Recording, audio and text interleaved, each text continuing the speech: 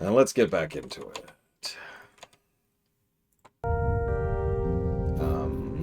Launch. Launch. Launch. To the drop-off, which is way over there. Wow. Okay. Yeah, breakfast and then... Oh, well, that's weird. Anyways, I guess this way? Yeah, first we launch. No, yeah, it's the sci-fi. It's the sci-fi version of Rise. Now I need to make like a little spaceship icon.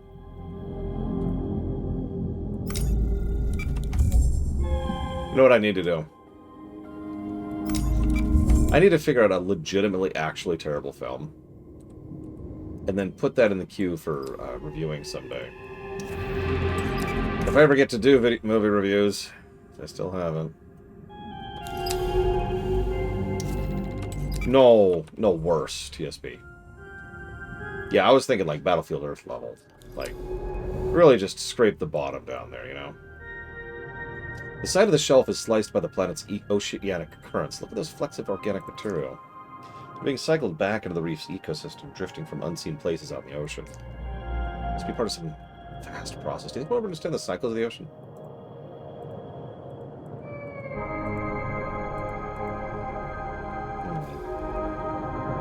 Like...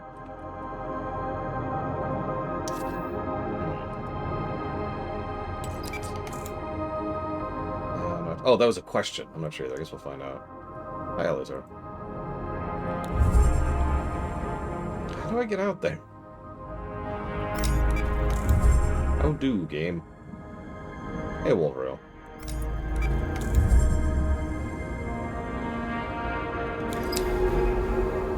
No, see, the thing I've noticed in my career of movies is when you think of the true Drex of movies,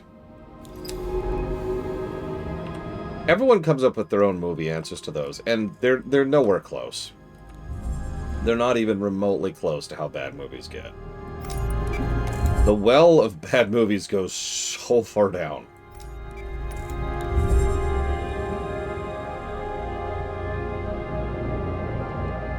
I mean, it'd be kind of a cool Star Trek game, I think. But to my knowledge, there's no real sci-fi here other than the fact that we happen to be an AI. So let's see. That's true, TSB. Let me put it simply. The lowest golden number. No, Battlefield Earth. It goes down from Battlefield Earth.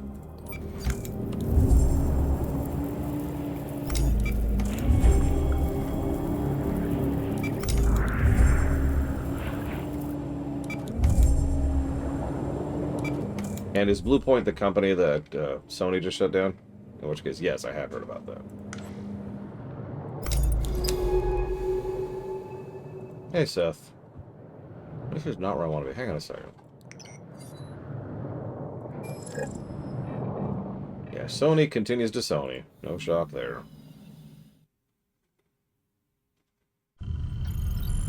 This just in. Sony shoots their own foot.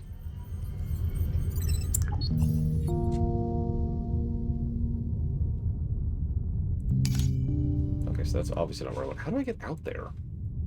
We could try up here? Wait! I actually did find a map. It's the only thing I could find about this game was a map. Let's see. How do we get out there? How do...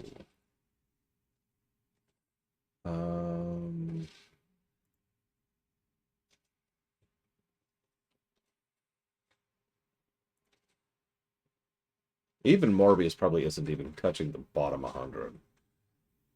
See, that's what I was thinking. Might be wrong.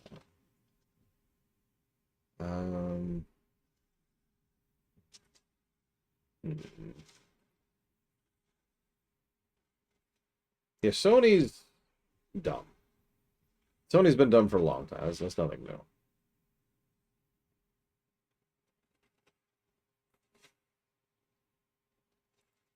Okay.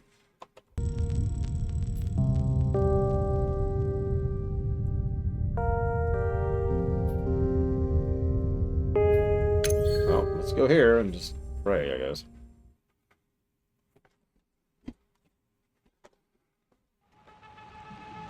Yet Melania probably actually is closer to worst film of all time, and that might be a bit too far down even for me. I can only stomach so much toxicity, you know what I mean?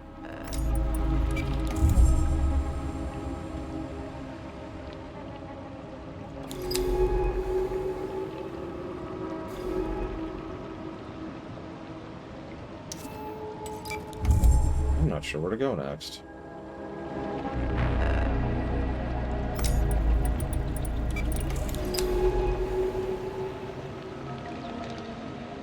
I'm really not. The map doesn't help. There's no connecting thing to the next area. The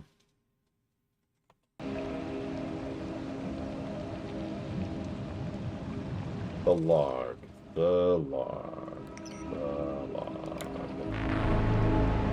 Log?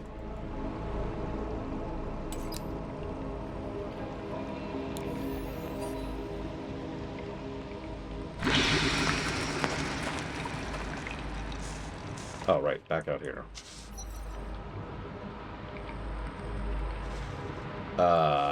Okay. Here's the log. Huh. That's a new one.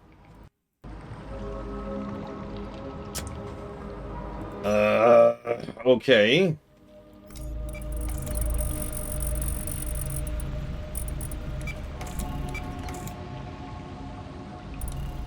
Yeah, very, very helpful. I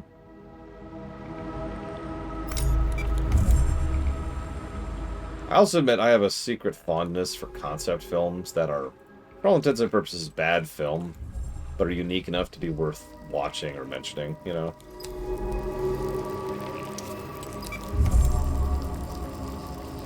Like, I would never call Dude, Where's My Car a good film, but do I regret watching it? No.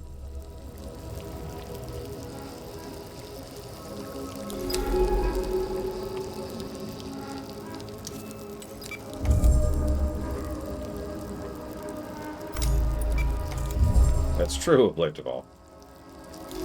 I will admit The Room never hit that for me. I actually am one of those rare people who thinks that The Room is just a bad film and statement. I understand I'm kind of in the minority on that, but it's still true.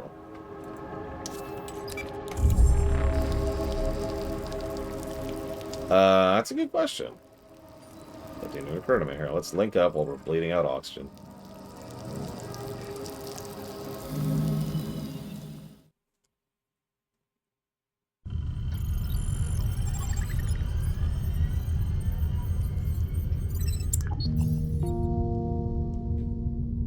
I haven't seen Moonfall, but I kind of want to because I actually do unironically enjoy those absolutely bonkers.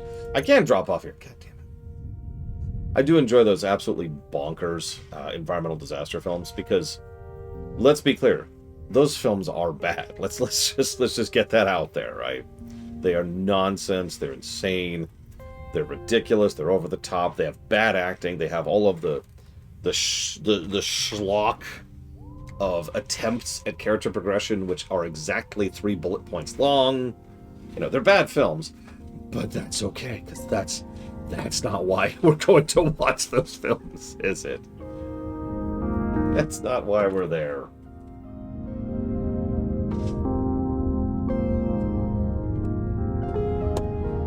We're there for something else. Like, I actually rather enjoy, quite unironically, oh god, The Day After Tomorrow. The Day After Tomorrow. Right? Sorry for the noise. And let us be very clear. Day After Tomorrow is a bad film.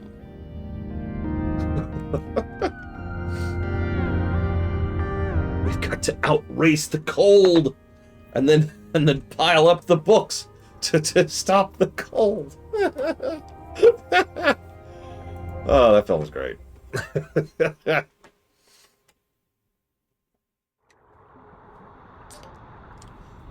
Oh, this is terrifying.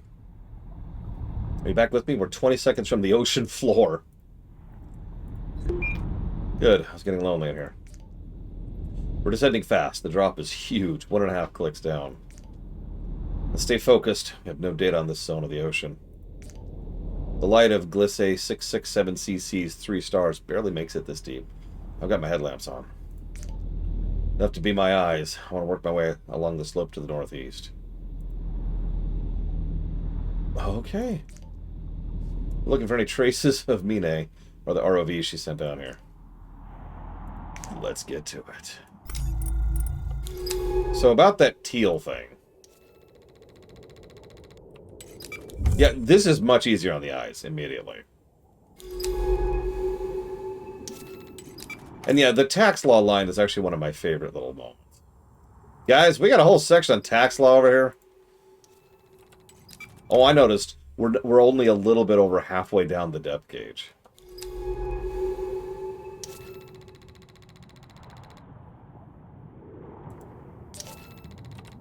I mean, you're asking the classic question, who's your favorite Star Trek captain? Those silken creatures are almost transparent apart from the lights. What are they? Hey, Nameless Baron. I hope it's not driving you too crazy.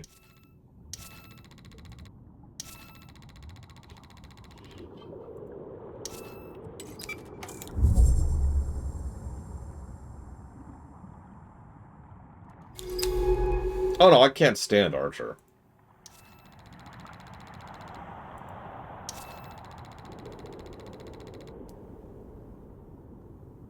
What, Seth? It'll be fine. Who's the captain of Discovery? Depends on the season, I believe. Yeah, the TOS characters are kind of cheap. But I do have to admit, when Kirk... Like, let's ignore competency as a captain. Just in terms of favorite character. When Kirk is properly written and directed, you know, acted, Kirk is actually a really, really great character. Now that's interesting tutorialization.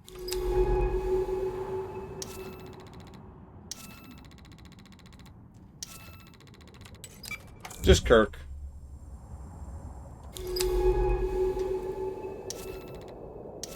Both of them also have a lot of baggage. I've seen TOS, and I've seen TNG. So I'd say Kirk and Picard are as close to tied as it's possible to get there. Sisko was never a captain to begin with, so I don't really include him. In fact, there's a reason Sisko literally is not a captain in our Trek. Why didn't Mine tell me about this place? The life is here. It's the biggest discovery in human history. You think she's trying to protect it? Then why bring me here? Maybe she expects me to keep her secrets, too. I always had her secrets, but this feels bigger than that. Archer actually had tremendous potential. Even from the word go. Like, I know this sounds strange, but Archer gave us our first possibility of having a captain who only got the job because of nepotism.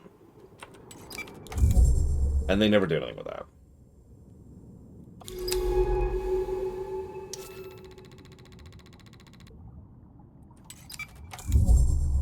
Janeway's another... I mean, I've said this before. Janeway and Archer are basically the same character, except when they're both done correctly.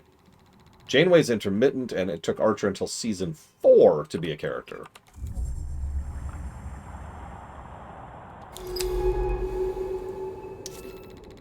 For what it's worth, I do like Archer in season 4. And I like Janeway when she's actually Janeway.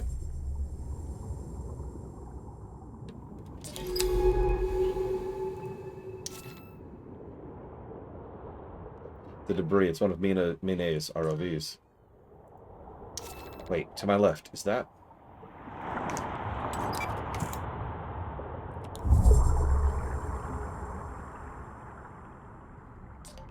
She's here. She's alive. We're reading life signs and she's breathing. Can't be right. How long has she been here, lying in the silt? We have to bring her back to the base. But I don't... Okay, focus, Ellery. What do we do? We can use the ROV to boost our signal to the base and send for a drone. We can start the ascent. Get back to the ROV debris. Hook us up to a terminal. Okay. That's terrifying. Is there nothing further north? Hey, Kennex Cow, 1 second, please.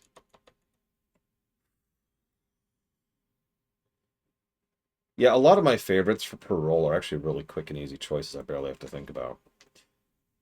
You know what I should do? Someone type exclamation mark crew into chat. I think I added it.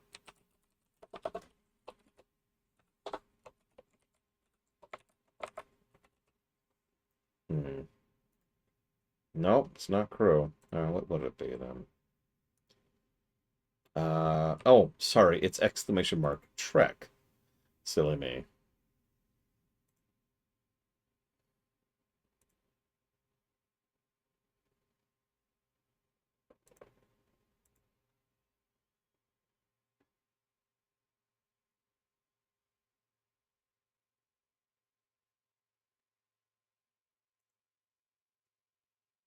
There it is. That's my fault.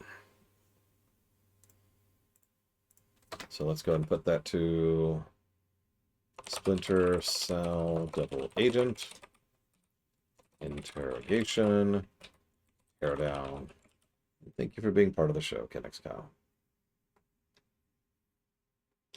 Yeah, so anyways, that page I threw together just on a lark one day. Just for the heck of it.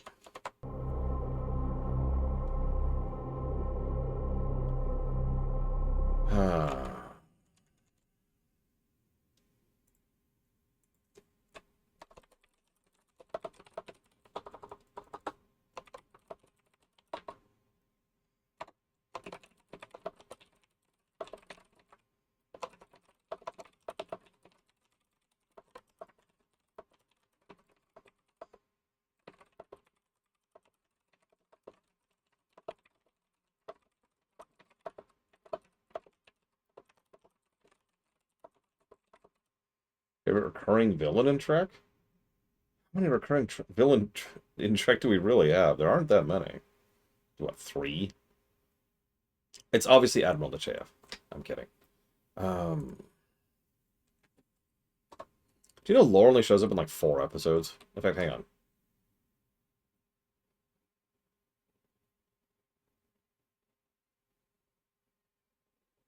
Yeah, 4. I was right. And that's a technically, because he only shows up for about 20 seconds in one of them.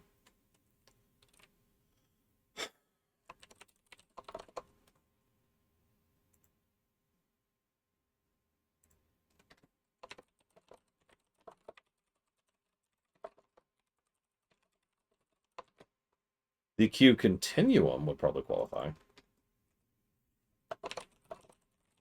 Okay. Up we go. Yeah.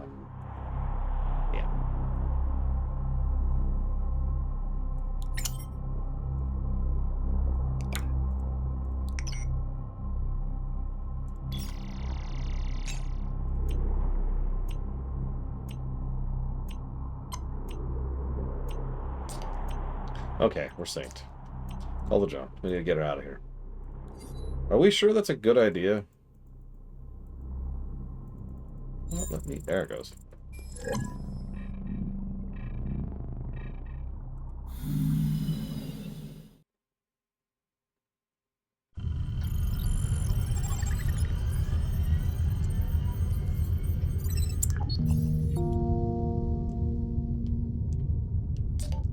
You're back.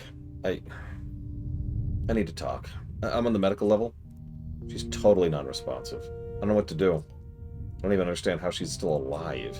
I keep going back to the image of her. Blue, silent, staring out of the silt. Thin stream of bubbles slipping from her mouth. How long has she been there? The pressure alone should have crushed her at that death. It doesn't make any sense. But she is alive. I need to talk to her, but... nothing. I want to understand. I want to know what's going on here.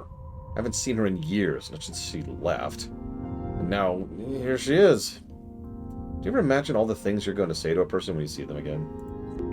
I wanted to scream at her, to whisper to her, to tell her... I came here for her. I don't know why I did, but I did. I think it's because I had to hope. For something to change, for there to be an explanation. For those months we spent together to mean something again. Sorry, I'm not making any sense. This makes twice. 2 times she's turned my life upside down. At least this time I knew what I was signing up for. Not like anywhere else to be. The further I am from that dying planet, the better. What comes next? We keep going. She was looking for something out here, something important enough to leave her like this. It's our turn to take that forward, to find the explanation. I think she built that lab in the Bloom to study those mineral-like skeletons, the artificers, she called them. But something was leading her deeper, beyond the drop-off. Let's start with those ROVs she sent out. Maybe they found something we didn't. I'll mark the last known position on the diet map, and I'll be here until you're ready to go.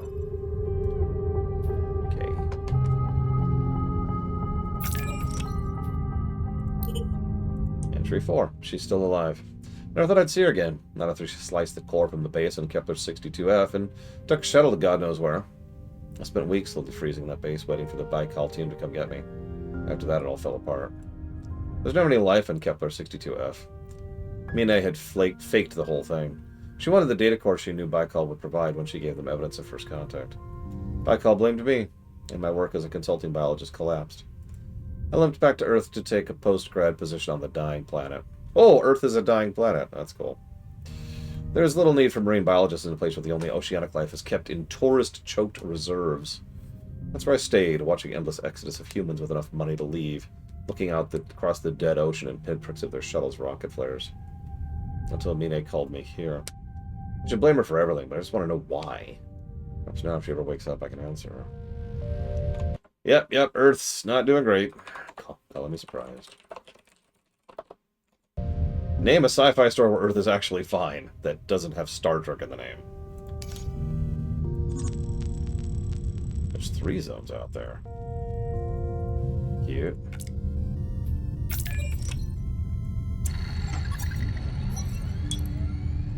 That's the snake things. Immortal Slime, we need to have a chat. Comatose state, muscle loss apparent, erratic brain activity. That's true, Linareth. That's true. Spore. I don't think I ever read Star Dragon. I'm actually aware of it. I don't think I ever read it. That's what I'm thinking of. Thank you, Immortal Slime. As always.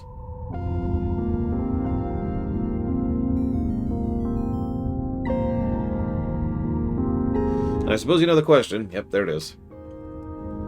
Battlestar Galactica. I would contest that one. Even getting your point, I would still contest that one. So that's... DBZ Kakarot. Trails of the Eternal Block. Dragon Age 4.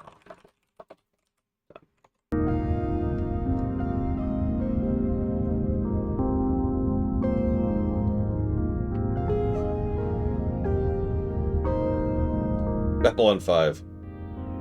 Yeah, looks like how San Diego fared in Babylon 5.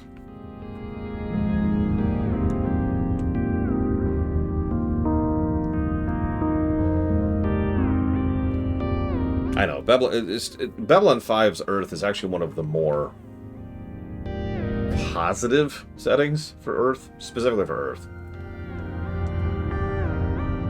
And that's really funny when you think about it.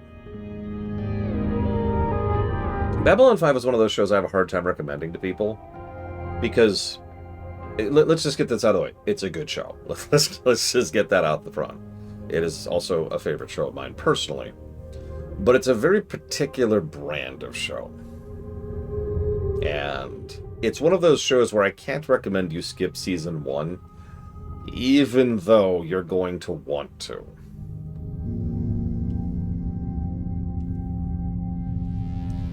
Like, imagine if you had to sit through TNG season 1, because then, you know, because it's actually worth a damn to sit through it, even though it's TNG season 1. That's kind of Bab 5 season 1. It's a very strange situation.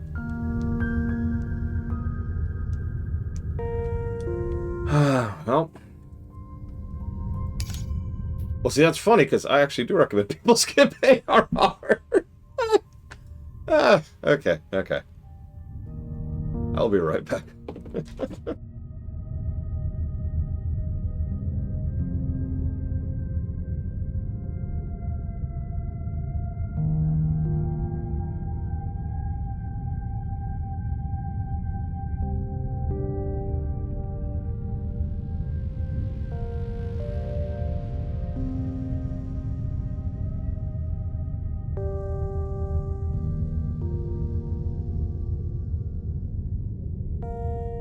Oh, never mind. I was gonna go brush my teeth.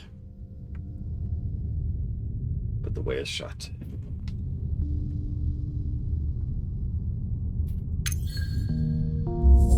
Farscape is a very particular flavor of show. It's more comical than a lot of people tend to think, and a lot more wild and weird. But it's also very dramatic, has excellent actors, a great cast, and a fairly solid main plot, which goes through the entire series, the entire show.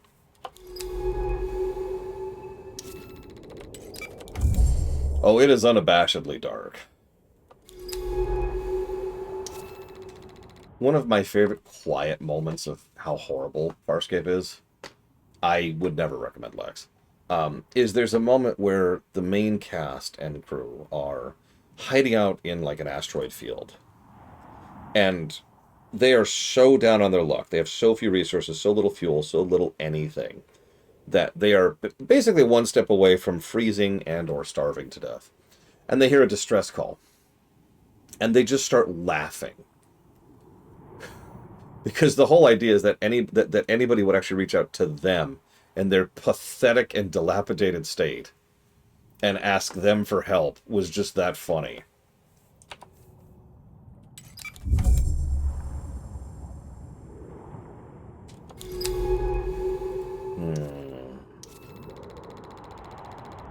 Do we go west or east? Let's go east.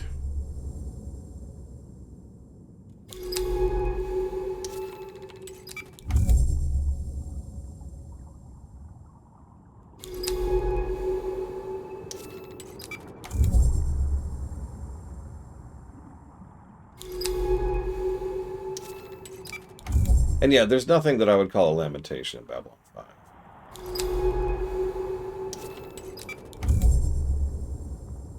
The worst Babylon 5 gets is its final season, and that's mostly for out-of-character reasons.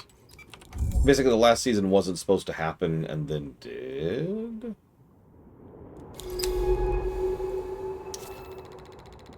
Brine pools. A shimmering landscape of ghostly pools stretches out in the lamps. Dense brine sitting in the craters like undersea ponds. Brine pools. The methane seeps here must be forming them. Pools themselves will be toxic and also anoxic. Let's navigate carefully. They're beautiful fog-skinned puddles sunk into seabeds, but they're dangerous. Yeah, pretty much. It's like, hey, you're canceled. Wait, give us a new season. What? And that's Season 5 of DS9. Babylon 5, excuse me. Probably Ross. Oh, that's a lot of stuff. It's a crab-like creature. Are they a colony or a single creature? I'll start recording observations.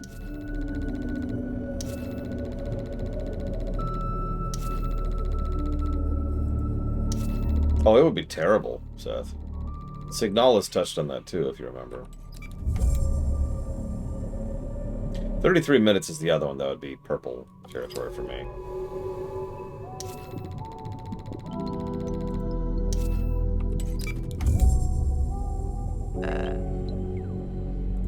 Now let's see what we got.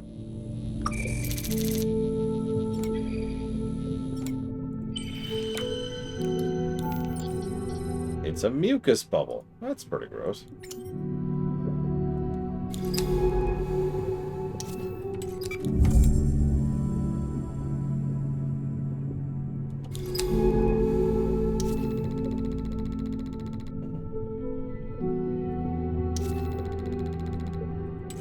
Very little Bleachable, but yes. SG-1's another one of those unique shows that honestly had no right to be as good as it was.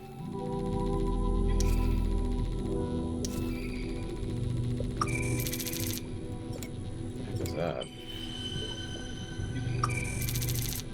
I'll grab two of them. Brine mat. Actually, yeah, I was going to say the Luna mission probably does the best job of the isolation of ME1, which is kind of strange when you think about it.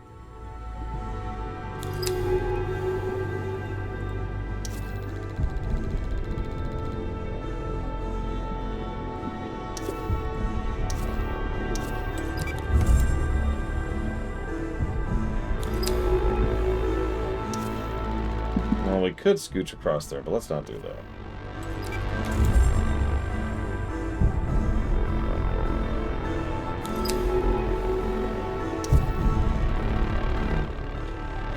Rapid swimming lobster-like creatures.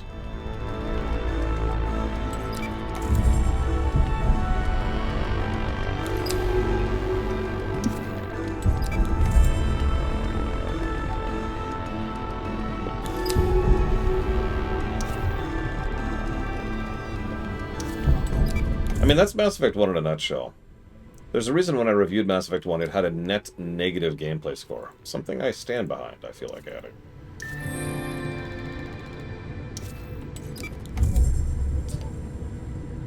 Brine eaters. What are those? Stilt-legged stone. This tall crab-like creature towers above the brine pool. What might be hiding in the toxic fog? Do you think life could survive out here? Life does not find a way.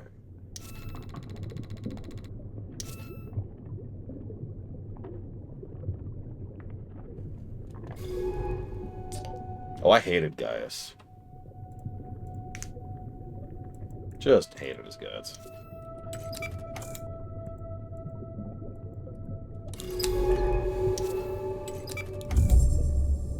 I know, everyone loves Gaius because he's a garbage human being. I mean...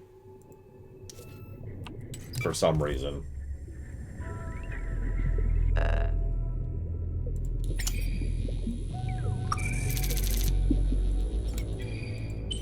He's well acted.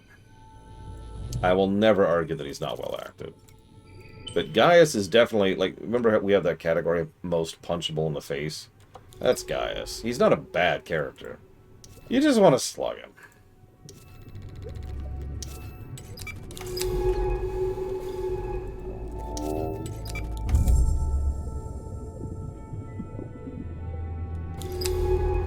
So you asked what we've learned so far. So we came out here looking for a woman, and we dived 1.5 clicks down, which, for those of you not aware, is roughly very far down. We had to get special armor and kit upgrades just to be able to dive this far. And once we got down here, we found the woman who sent out the message for us here. Just hanging out on the bottom of the water. Like in the ocean floor. Without a suit. Just floating there. And now we're at the point. I have not, Ars Bruce.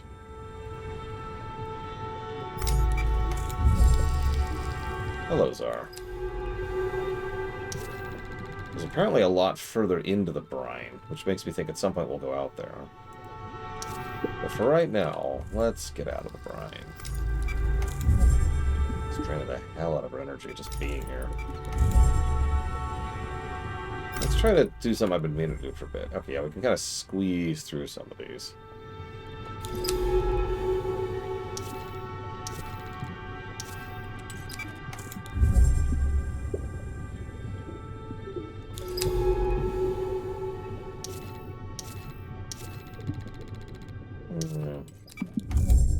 I feel a little aimless right now. I don't really have a guide or direction. I'm just going where I haven't been yet.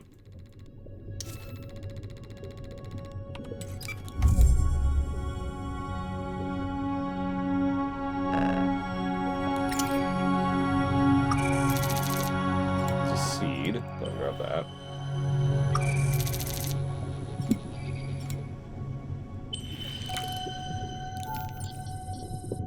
Pollen.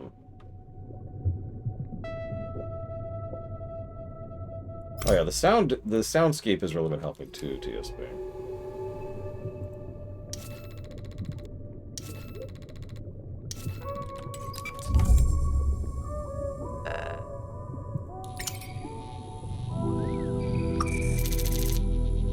Grab whatever that is. Fan sheath. Looks like this is actually a dead end. Yeah, if we'd come here and she was dead, we'd be fine. We'd just like, well, she's dead. But she's not. I know what you're thinking. Wasn't she at the bottom of the ocean floor without her suit on? Yeah. Yeah, now you're starting to get it.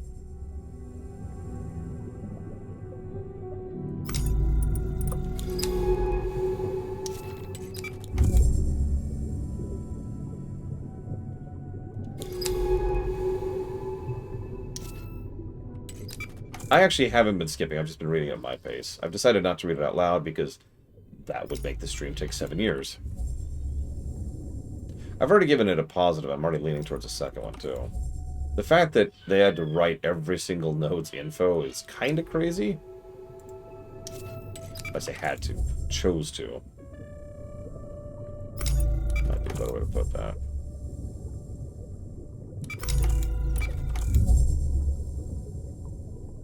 I'm leaning towards Undead. This is going to turn into a zombie horror story right at the last second. I've seen Barotrauma. I've played Barotrauma. And it's, it went about exactly as you'd expect. My very first experience ever with Barotrauma. This way. Was me... I don't remember how this happened exactly. But I ended up getting stuck inside the pressure, like, container. And those can only be opened from the outside. So I'm inside this thing, stuck there, slowly suffocating to death. And Pax is off on the station, like doing shopping and checking out for NPCs. And I'm like, Pax? He's like, what? Pax, I need you to come back to the ship. I'm dying. What? Like, he was so confused. Like, what could possibly be causing me damage as we're docked safely at the port? And I'm like, Pax! Pax! Come here! Quick! He did not make it in time. I died. So, for example, another group of towers rises towards the pale light, each strata piled up with silver silt. That's what TSB was referencing, those little things there. Like that one.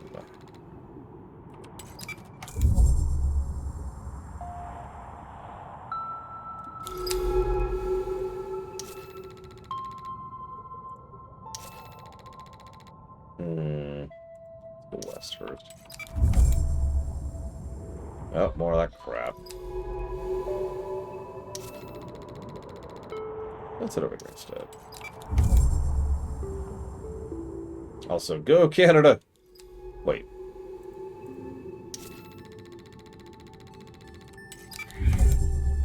Bunch of corpses over here. That's always a good sign. More veils. We need to be careful.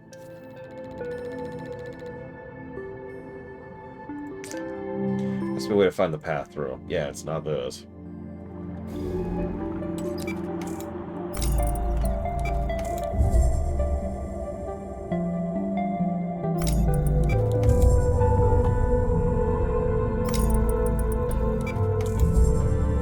That is a common thought, Linairoth. But then will we truly lose what it means to be human?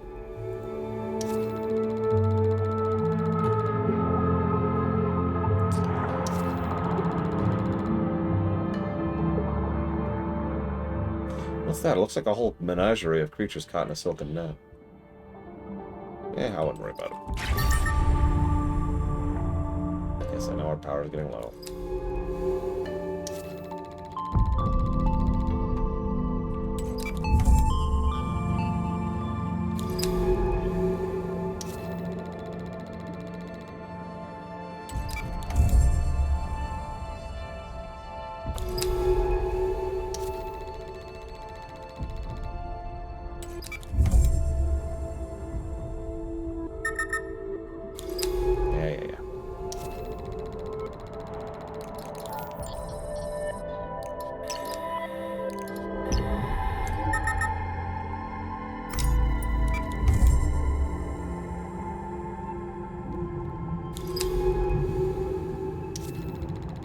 Ovoid creatures.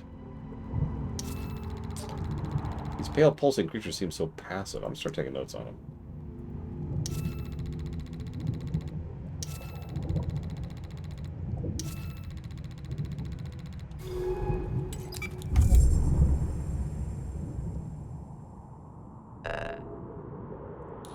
Oh, Sure, let's grab a sample over here.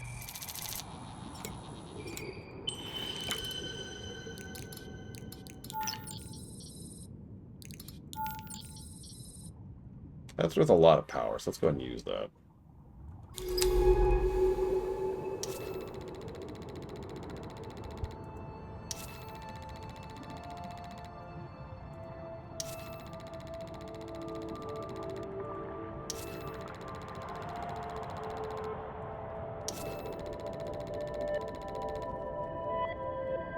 Interesting.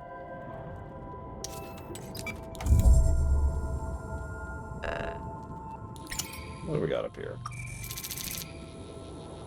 Well, we don't really need oxygen, but sure, whatever.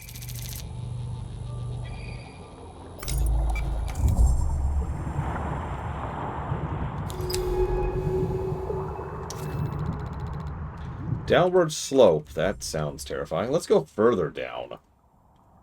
I love the idea of going even further down in this hellscape.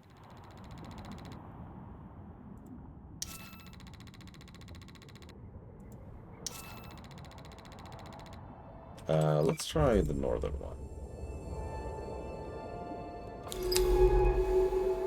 Okay.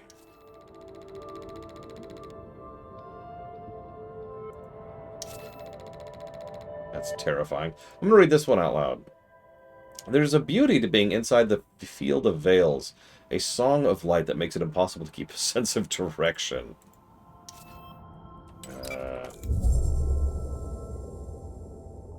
I would be shocked if I hadn't. Oh, hang on. No wonder Mine's ROVs never return. These veils are everywhere. Like on Earth, they must rely on predation to survive this deep where little sunlight reaches.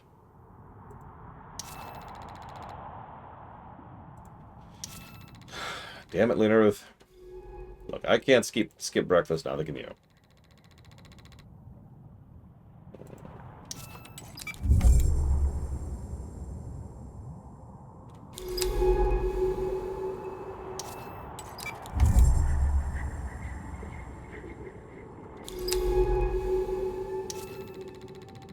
Yeah, I think the only reason this isn't quite as terrifying as Subnautica is because you don't literally see what's happening around us. The text is painting a pretty vivid picture, though. I think we've moved past, like, green hell, and now we're in deep's hell. Surrounded by tentacles that eat everything around them, including us.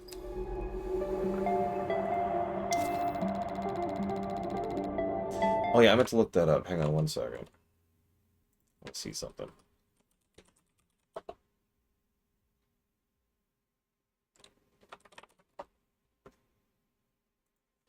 So the prawn in Subnautica lets you go down to... Here we go. 1.7 clicks down. And that sounds about right, because I'm pretty sure around 1.7 clicks is as far down as you go. So we're already almost as far down as we were over in Subnautica.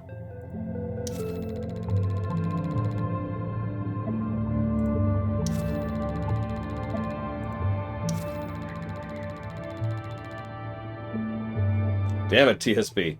Yeah, I remember Road Warden. I almost said no to that one because it's just such an onerous amount of reading, and I don't think anybody wants to just sit here and listen to me read for a while.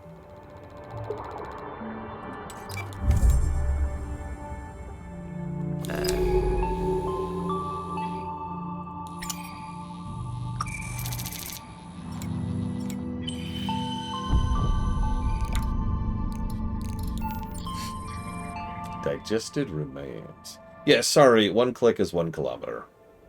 I picked up that habit a long time ago and never lost it.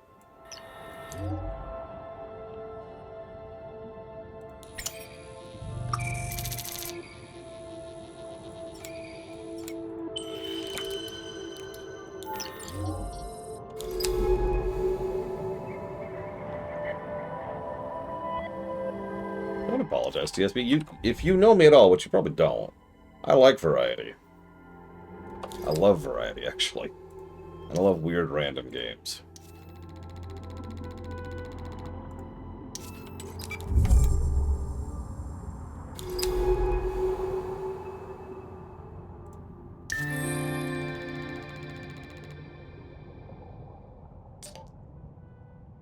Old Fire Bathers. And Lungcrest.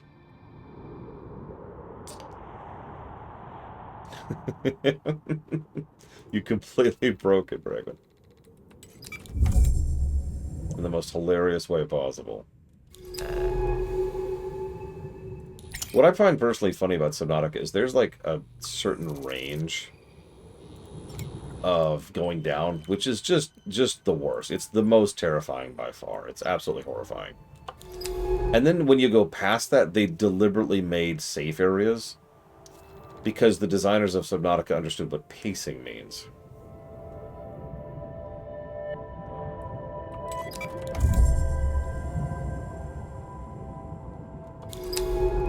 Like, once you're past the dark depths of doom, you get to the river. And the river's a mostly safe zone. And also has access to an area that is one of the few truly 100% no really safe spots in the entire game.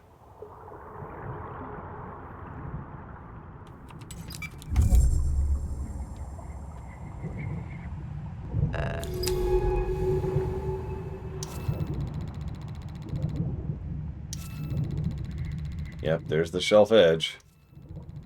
How much further out can we go again? How much further down, I guess, might be the better question.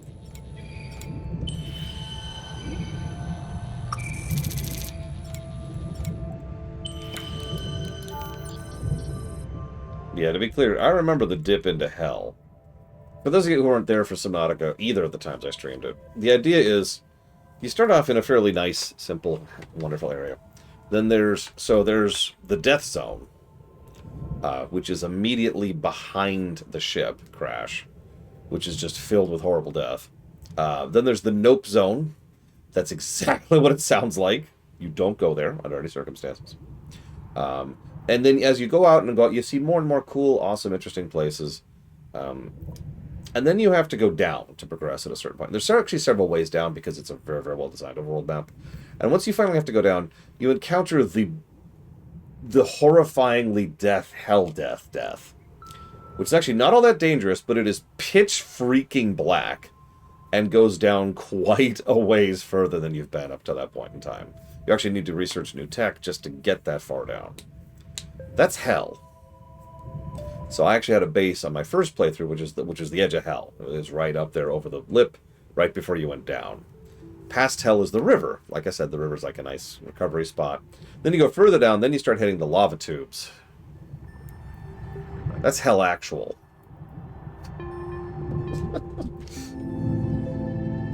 By the way, it goes further down from hell actual. I won't spoil where, but... so speaking of hell actual... More of these things.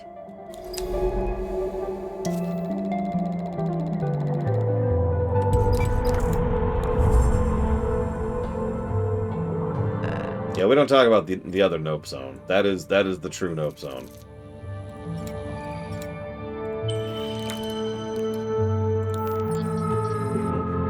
A lot of stuff to scan.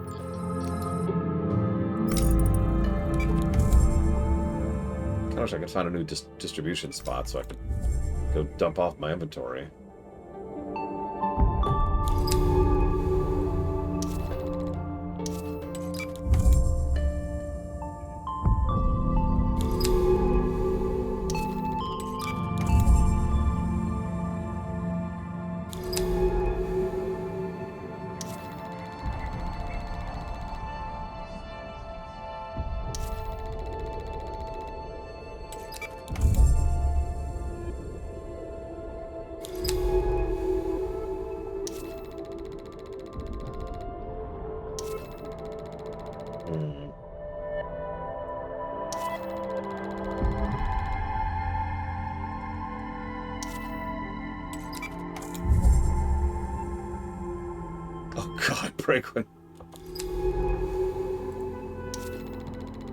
Oh god, Blade Troll, that was horrific. That took me a minute to really process.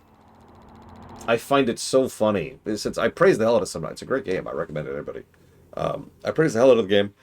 And they do everything in their power, and I mean everything, to make the very first zone, which is the Shallows, as comfortable and safe as possible. Like, they do everything to make that area as inviting and comfortable and tutorial zony as they possibly can. And I was just like, ah, the entire time. Let's go out here. I'm curious what's in here.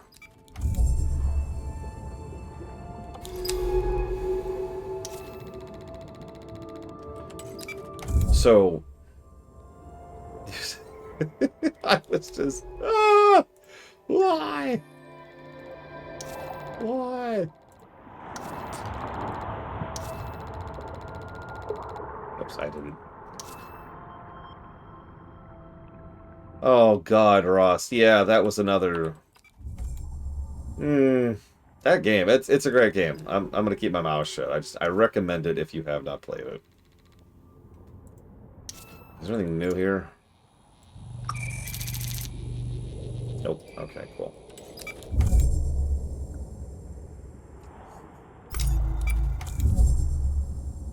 So for those of you wondering why I would have such a visceral reaction to such an extraordinarily safe zone, it's not actually the zone itself. Once you get underwater, I'm a whole lot better. What the problem was hitting me was I would hit the surface. And when you hit the surface, all you can see in all directions is water and nothing else. And that provoked such a massive visceral reaction in me. Yeah, you can see a ship, and that's it. That's all you can see in all directions. And that was just a...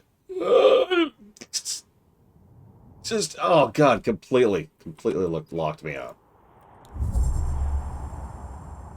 Knowing that there was stuff under the water I couldn't see did not help. Yeah, let's be clear. If I didn't have a literal replicator on the ship, I would have been turbo screwed. Also, well, there's another reason we would have been turbo screwed, but I don't want to spoil that. Let's just say something else is going on, too. Leave it at that. That's another thing I liked. So, there were two things that really pushed Subnautica forward for me, if anybody is debating getting that game. It's another ROV. Okay, so let's go check this out first. Dark water. Dark water. Okay, we're gonna go this way. Yeah, no kidding, Lord Harriman. There's two things that really make Subnautica work. Because some of you probably don't remember. When Subnautica came out... Jesus Christ, for us. When Subnautica came out, it was towards the end of a giant bundle of survival games. Some of you probably don't remember that, but for those of you who do, you remember that there was just this cavalcade of survival games, right? Most of you probably won't even remember because it was just being shotgunned out. And frankly, most of them sucked.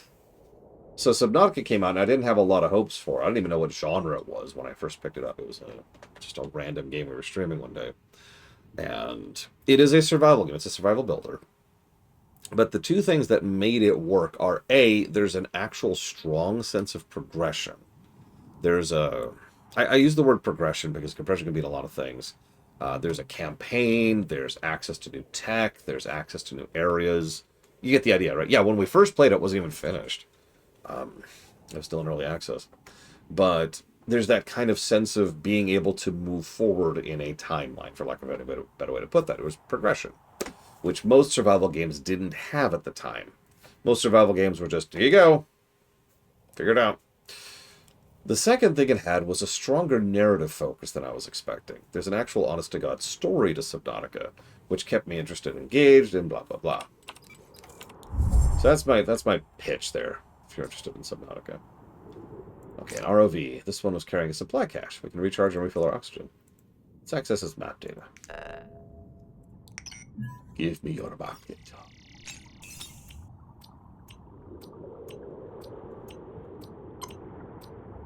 Alien planet filled with aliens who want to shoot you. Yeah, it's called Kansas.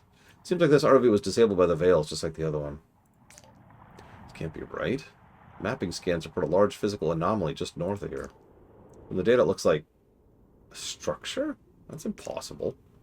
Remember the Veils fried the sensors? Either way, we should check it out. Do we have to?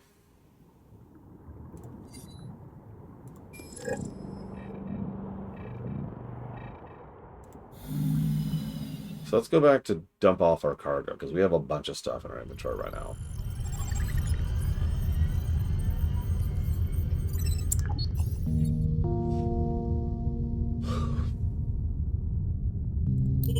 Fine. I'll go to the Death Doom.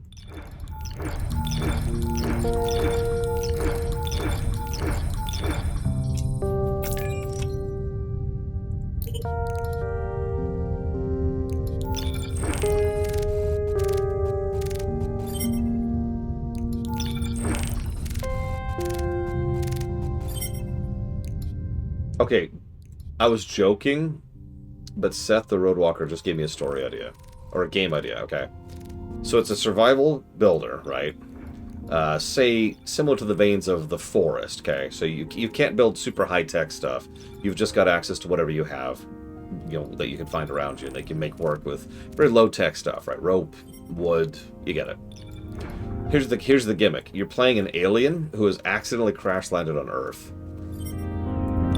And the government hasn't found out about you yet, and you don't want the government to find out about you. So instead you have to deal with the yokels, who have found out about you.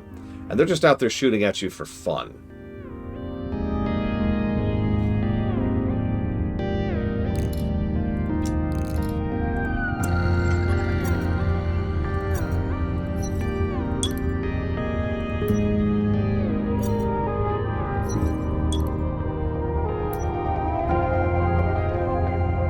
So the premise of this game is, so we play an AI who is assisting someone who was called out to an alien world where apparently there is honest-to-goodness alien life here, which is the first alien life that's been discovered by humanity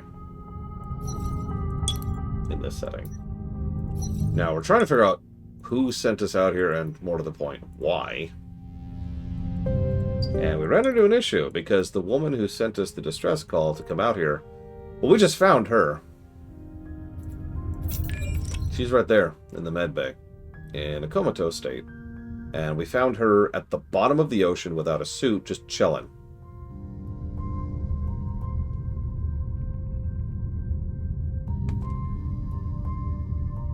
Oh, dude, you can make a strategy game out of that, Seth, right? Like, make an ability which raises the water level, or actually just sinks chunks of land under the water, and so like you could do that rather than fight a defended location.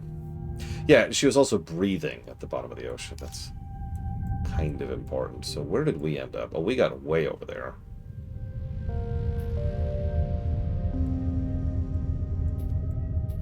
This is approximately terrifying. We drifted. Look at that. So I'm guessing that's in the brine area, and we don't have the ability to deal with the brine, so that means we're going to the anomaly. That is what I want to do, is go to an underwater structure, a click and a half under the surface, in a place where I know things are being killed by the local fauna.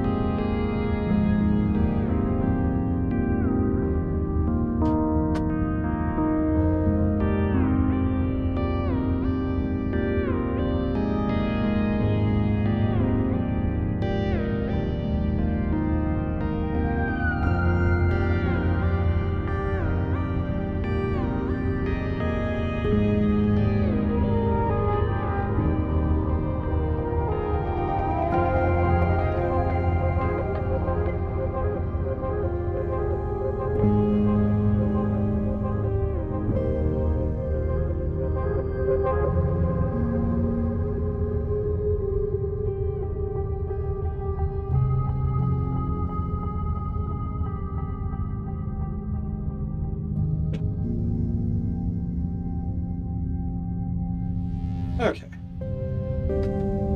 Word. I did that in Alpha Centauri, Blade to All.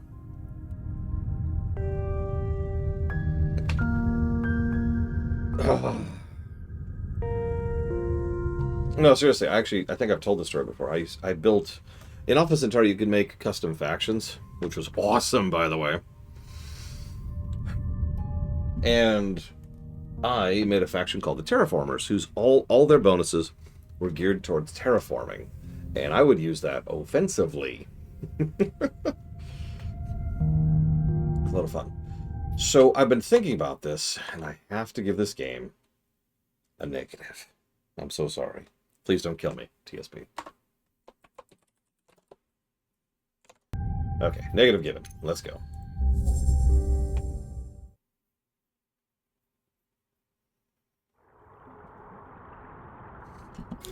So, north... Oops. That was too quick. That was too quick. No, hang on. Past the shelf, there's only the dark of the descending slope. No, TSB, there's no giant structure visible right up there. Still nothing but silt flickering in the suit's headlamps.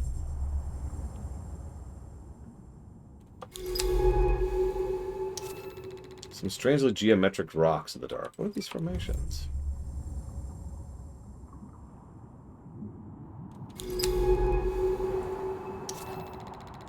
A huge, flat structure embedded in the seafloor.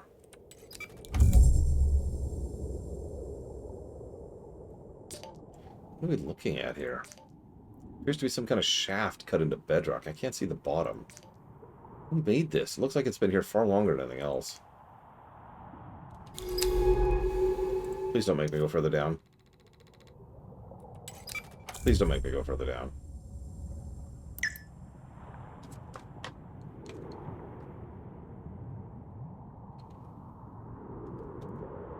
In case you missed it, that beep was the indicator that this is a place where we can go further down. Well, let's see how down it goes.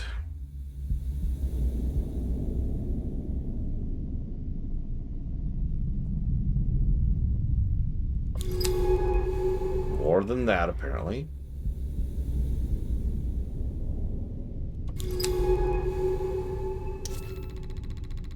Two dark holes on opposite sides of the shaft, torn edges thick with crimson rust.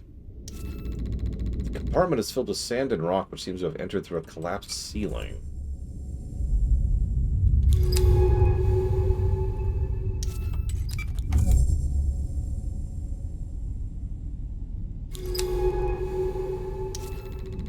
The bent entryway bulges inward like the interior corridors of some huge creature's distended body.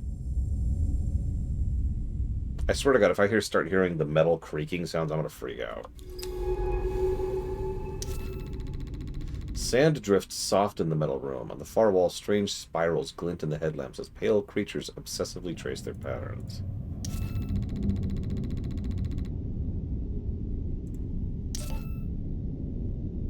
Pale creatures are scraping patterns in the walls. What are they?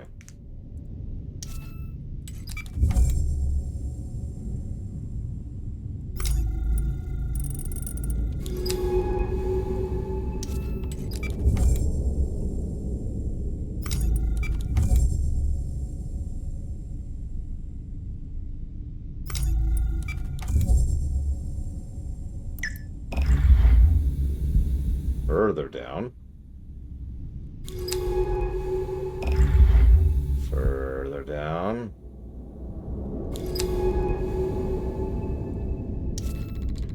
Huge round doorway sealed by thin metal security iris, plates of which are furred with orange rust. It's some kind of facility. What's happening down here? Why would someone bury this place so deep? I have to get inside. And it's sealed tight. We need to find a tool to cut through the iris. So, for a bit of perspective, we have merely gone down another 60 meters. But I want you to think about that for a second. That's a 60-meter tall shaft burrowing down into the ocean floor.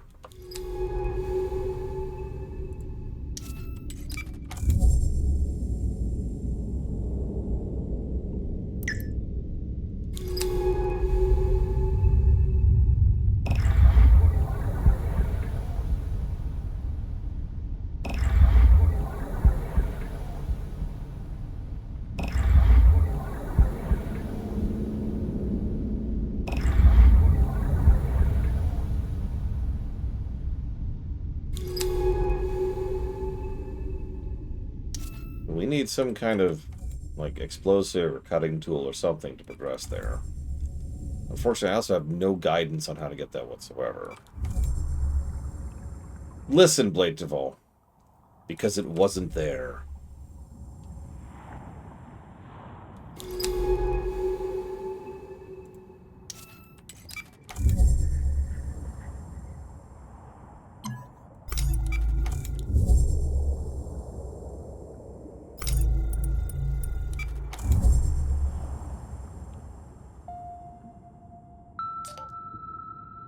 Soon be through. No more veils ahead.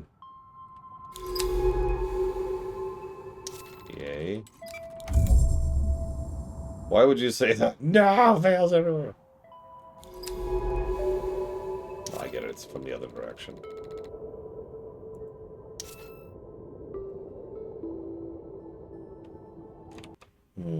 I'm not sure what to do here. Let me glance at a map.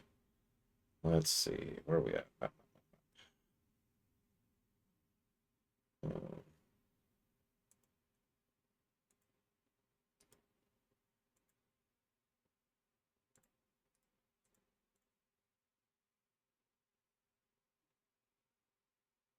Really, TSB? Wow, that sounds like a great service.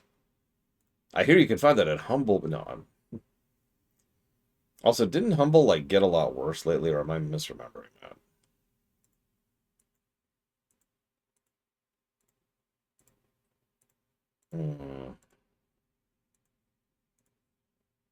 Maybe I shouldn't say a lot. Let me just truncate that. Didn't they get worse lately?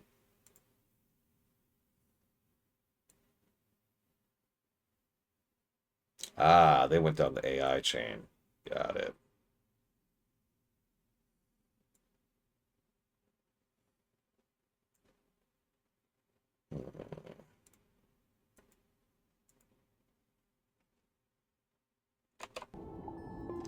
No, I think you're right. I think the AI thing was it. I just remember making a mental note of walking away from them. Okay.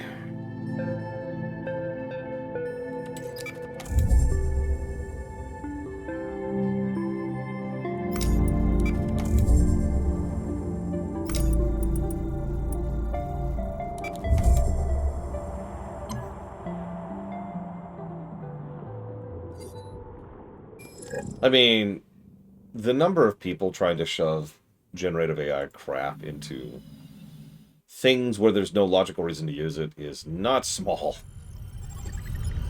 I mean, you've heard the joke, right? What do you do for a bit living? Oh, we make bottled water. Well, let's use AI. What? Yeah, we gotta use AI. It's the hot... We just bought this new AI tool. Let's use it.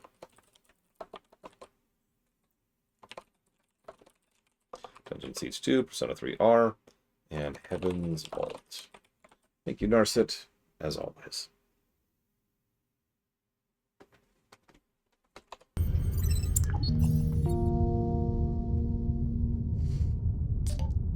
Hey, you're online again.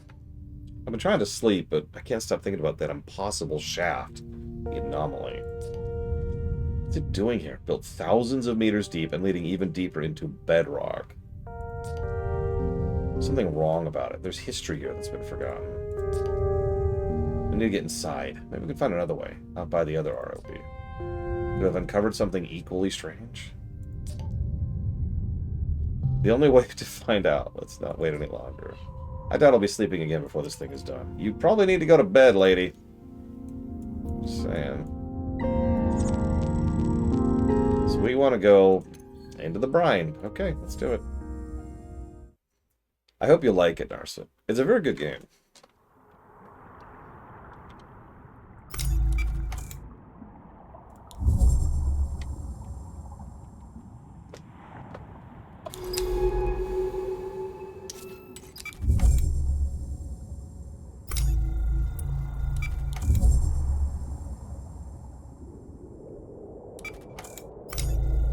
No, I think that's Schrodinger's staff, our spruce.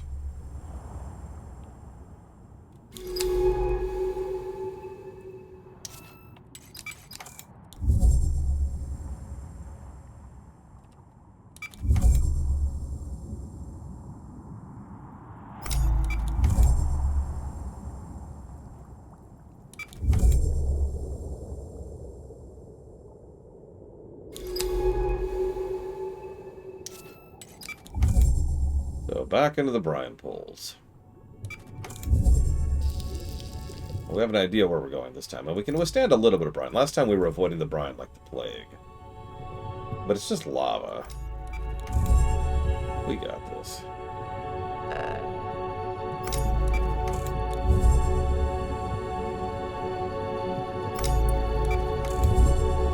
I do kind of wish we had access to a map. Other than this, I would say.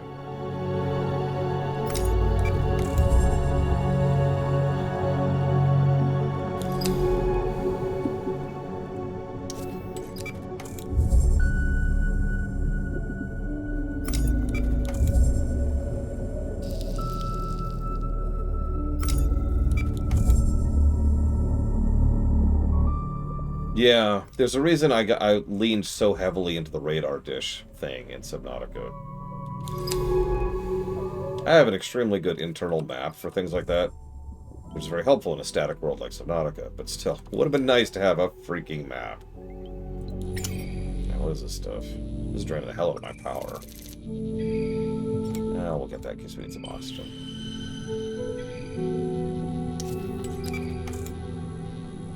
Oh, hang on. Can I go further north? I don't think I can. I'll double check. Nope. Okay.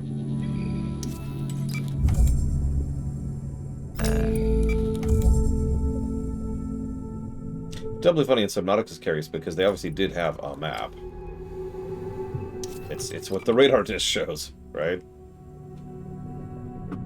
Yes.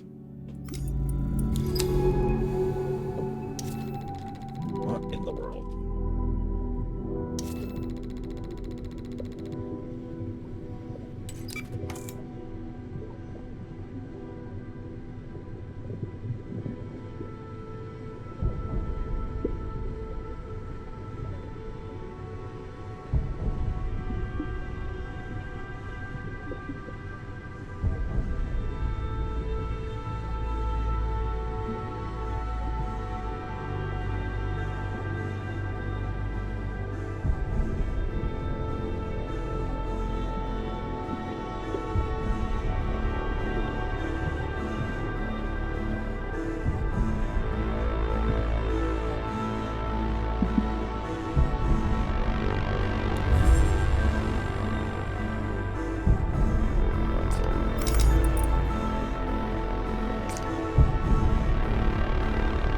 Okay, with the supplies Mina equipped it with are still intact, we can resupply.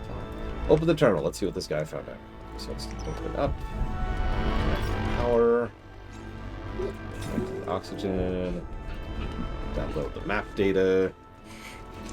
Defeat adorable child. Oh, you found something big, didn't you, little guy? It looks like... Is that a wreck? Incredible. The debris field stretches all the way northwest from here. Must have been large, a freighter or a research vessel. We have to go see this thing. Come on, we can head back to base after.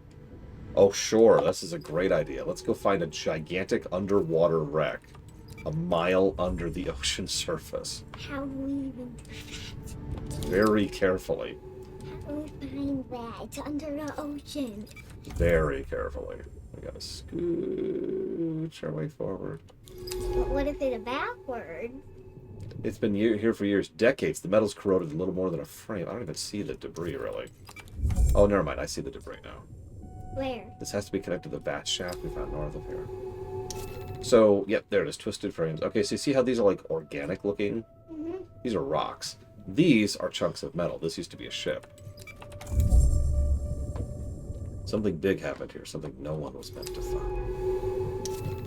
But us? Well, we weren't meant to find it. We just did. Wait, let me move this for you. My star's still here, it looks like. Of course it is. I didn't get rid of it. Can you not get rid of it anytime when it's bedtime? And then it turns morning time? This one fell. Oh. Every morning, we fell down here. Go in here. Okay. About Melted corridor. Ooh. Oh my gosh. Dang That it. sounds terrifying. I am gonna tell you something.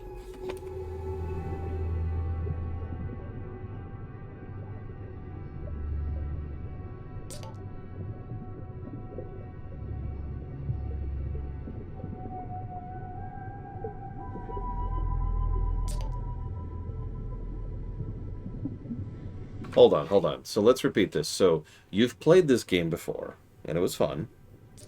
And you played it when you were the age I am. And that's when you were a baby, and I was a baby also. Well, yeah, obviously. Because that way you would have been the same age I was. Yeah. That's when I played that game that you're just playing. But when we grow up, it'll be hard. Yeah. It's hard for you and me, huh? Well, obviously, because it's difficult to play a game when you're not a baby. Yeah. Let's head over here. But that one, when I was you, Wait, what and when me for you.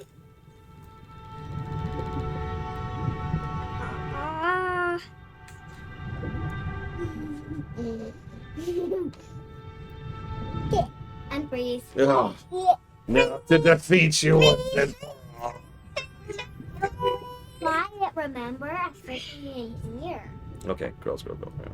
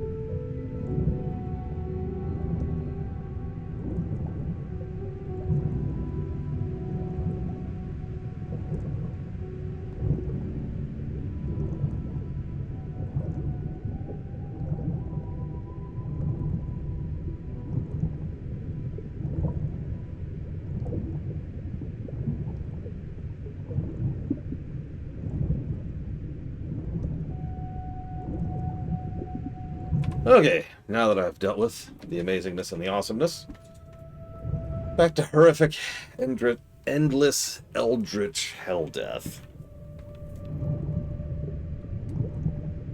So, half buried in the sand, the industrial seals on the equipment locker have held. It's been protected from the crash within this bay.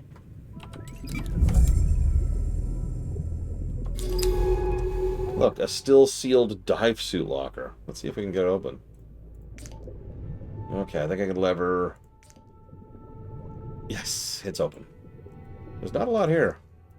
Wait, this cutting torch looks clean enough. With a little work, this could be salvaged. Is this Bicaltech? Hard to tell. Looks compatible with the suit, though. I'll stow it, see what we can do with it when we get back to base.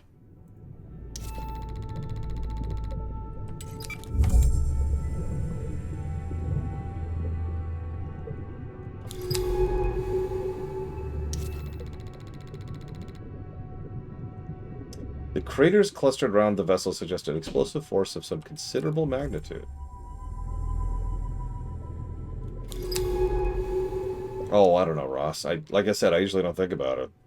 Most of the wreck must have been lost to the brine. Only this section remains, precariously settled on a silt bank. Like, I don't even really have a list of...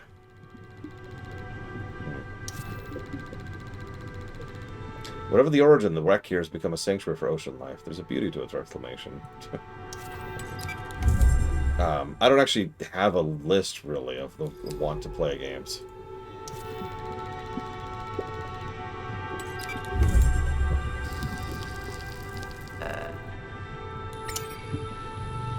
I just have the 3 off the top of my head.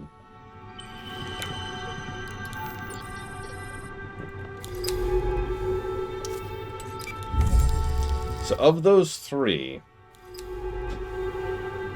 Gosh. I suppose I'd be most tempted by Voyager. Voyager or Prime. This adds up. If there's a wreck here, then there were people. And if there were people, well, why doesn't everyone know about this place? About its incredible life? I've spent centuries looking for life outside Earth and found nothing. I've seen so many dead planets, so many barren worlds. I've certified each one of them clear of life. Just so an exoplanet extraction core can pick them clean for maximum profit. Strip mine them for resources for our ever-expanding species' needs. This place is impossible. 1 in a million, yet it's already marked out by greedy fingerprints. Who brought this ship here? This has to be the history of Mina I wanted to uncover. Let's head back to base. There's more to find, I'm sure of it. Yep, Voyager, Prime, and Bonanza are the three. I'm sure there's more, it's just those are the ones that are on the top of my head. What do you want to bet? Hey, TSB. Confirm or deny, if you know. Is this the same setting as Citizen Sleeper? Because it sure sounds like it.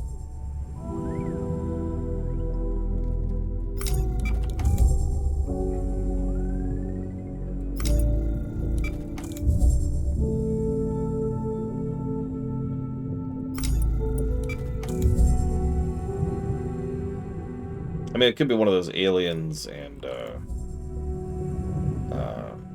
Blade Runner situations.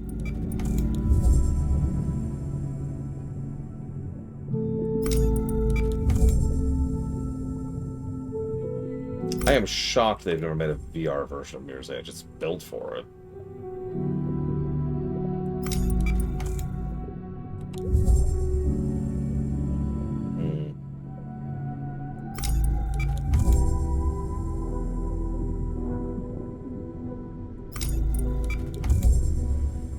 God. Oops, I slipped. Ah! Oops. Didn't do that.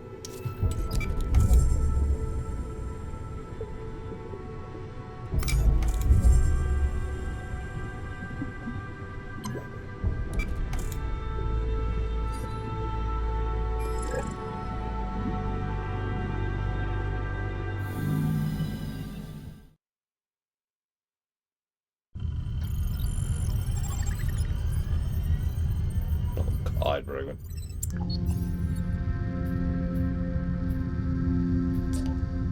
Something has happened. Come to medical now. Mina is growing. I haven't dared to go in. I can't make sense of the readouts. Her vitals are unreadable, but she's still alive. Whatever kept her alive on the slopes is changing her somehow. I've been sat here watching her. I don't know what to do. Do you think she's in pain? No. I hope so. She doesn't seem to be suffering, but I don't know what this is. There are procedures. Every base stack is equipped with quarantine systems. I can authorize the lab to be purged and end it now. Is that still Mina? I can't. What do you think? Should I authorize the purge? What do you think? Should we authorize the purge? Should we do it? It's okay. I've played Barotrauma. Nothing bad can happen of this. No, you're right. That's Mina. I didn't come all this way just to... I need a monitor. Try to understand what's happening here. Thank you. I won't give up on her. I won't be afraid of what I don't understand. We can find the answers together. Okay, we can do this. I've hooked up that cutting torch from the debris field. We can cut into the anomaly in the slopes. I'm bringing some samples. We're going to need all the power and oxygen we can get.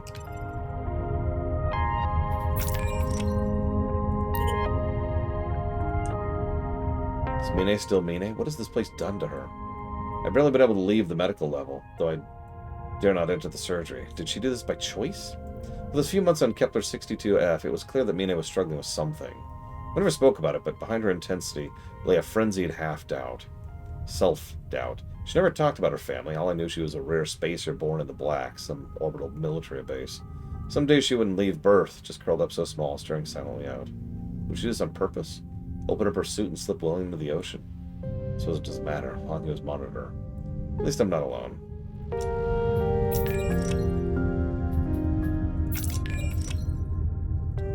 Error. Vital signs unclear.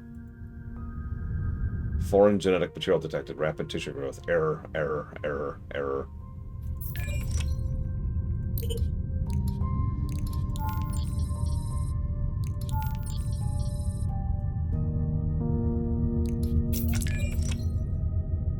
Don't do it, TSP! Nah!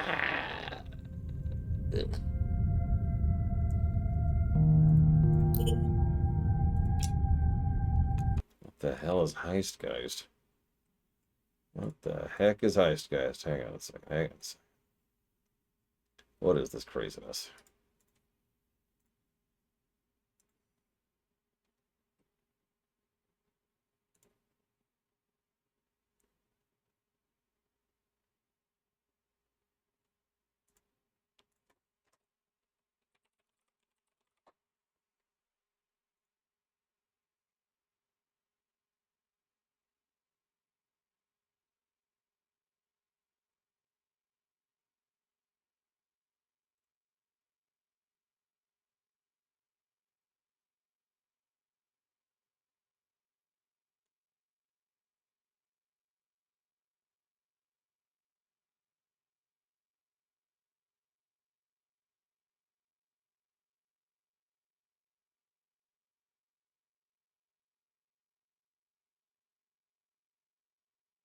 Hmm.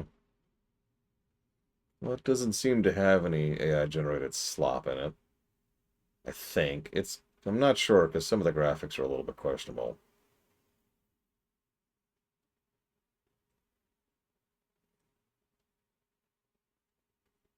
See, there's this thing where Steam actually requires you to say if you're using that in your game. Thing is, people don't always do that. Now, if they're found out about that, that's bad, and actually some games have gotten kicked off Steam as a result of lying about that.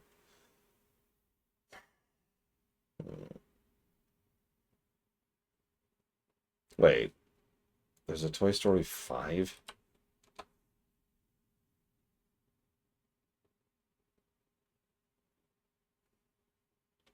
There's also a Slay the Spire 2.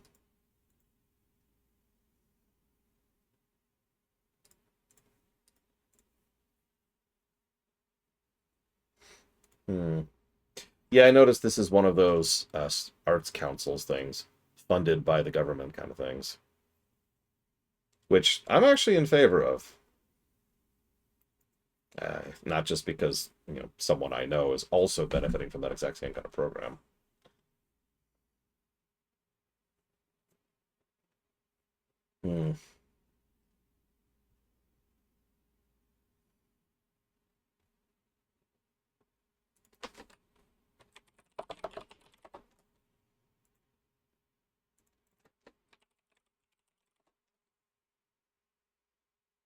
Let's go with yes, TSB. I don't see anything objectionable.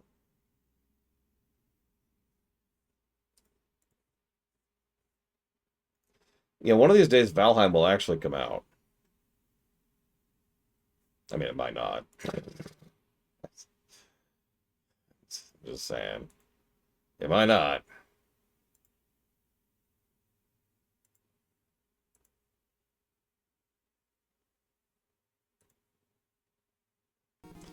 Well, thank you for the sub, TSB. Since I have already done. Add it to the queue. Well, okay then. Jeez Louise.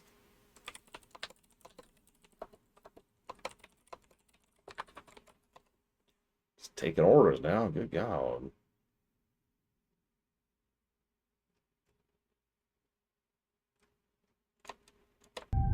Okay.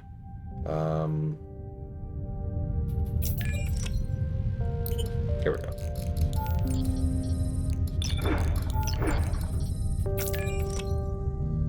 It's okay.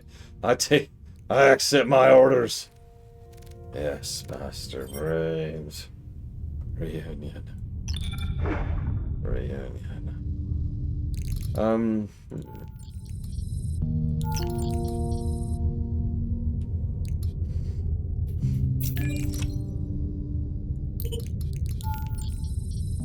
So the game flat out warns us to take a bunch of stuff. So let's take a bunch of stuff.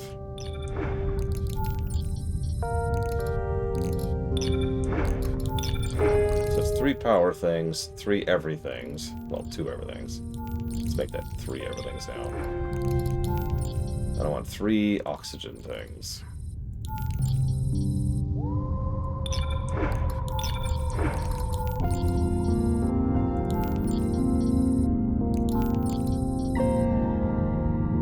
Let's actually stop there. Let's leave one space free. To the deeps.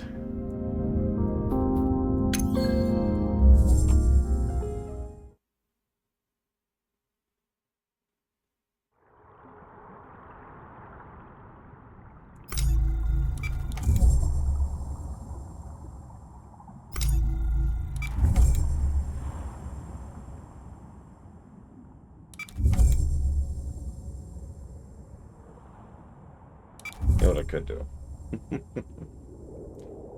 Hang on, I'm going to pull a DSP. Alright, so. Let's see here.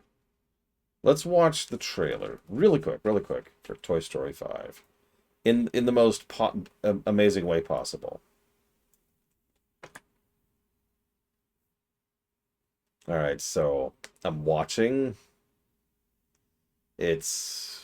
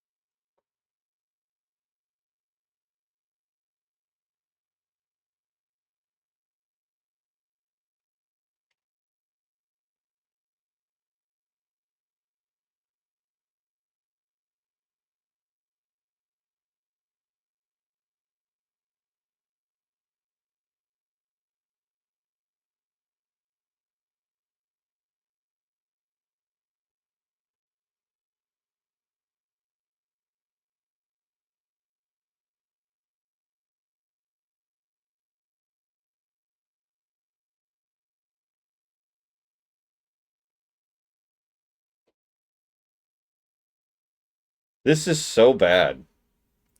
I'm sorry. This is so bad. I am vaguely shocked. Is this...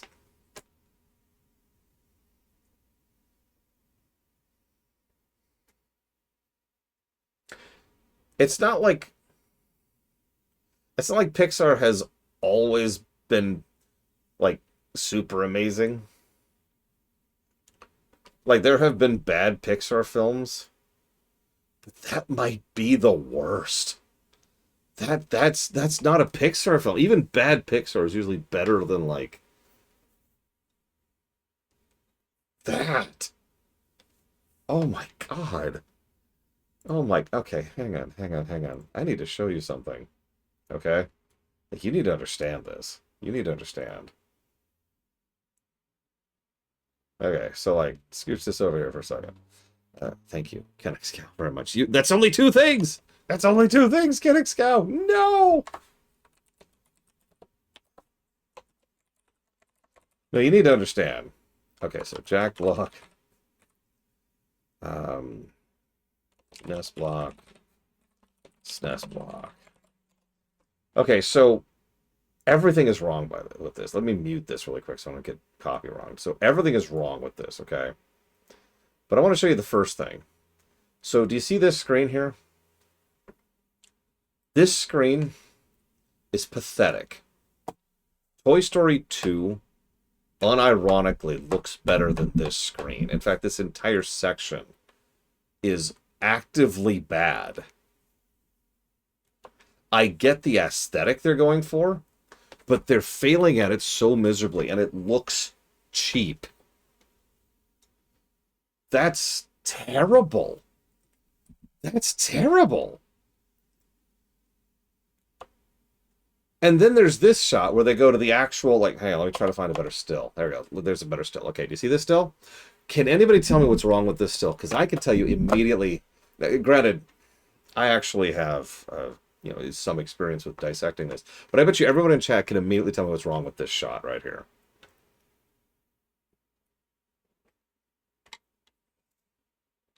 Bingo, TSB.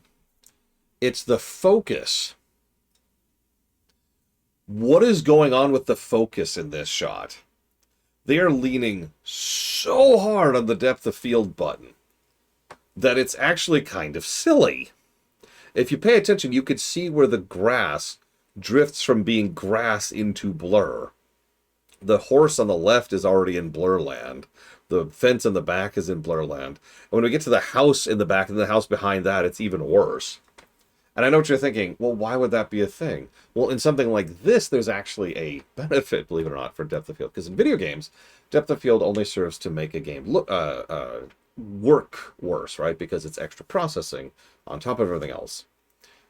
This, in a pre-render scenario like this, which is what these movies are, this kind of depth of field actually does reduce the amount of rendering that needs to go through, depending on how they do it. There's asterisks here. Let's just skip over the technicalities.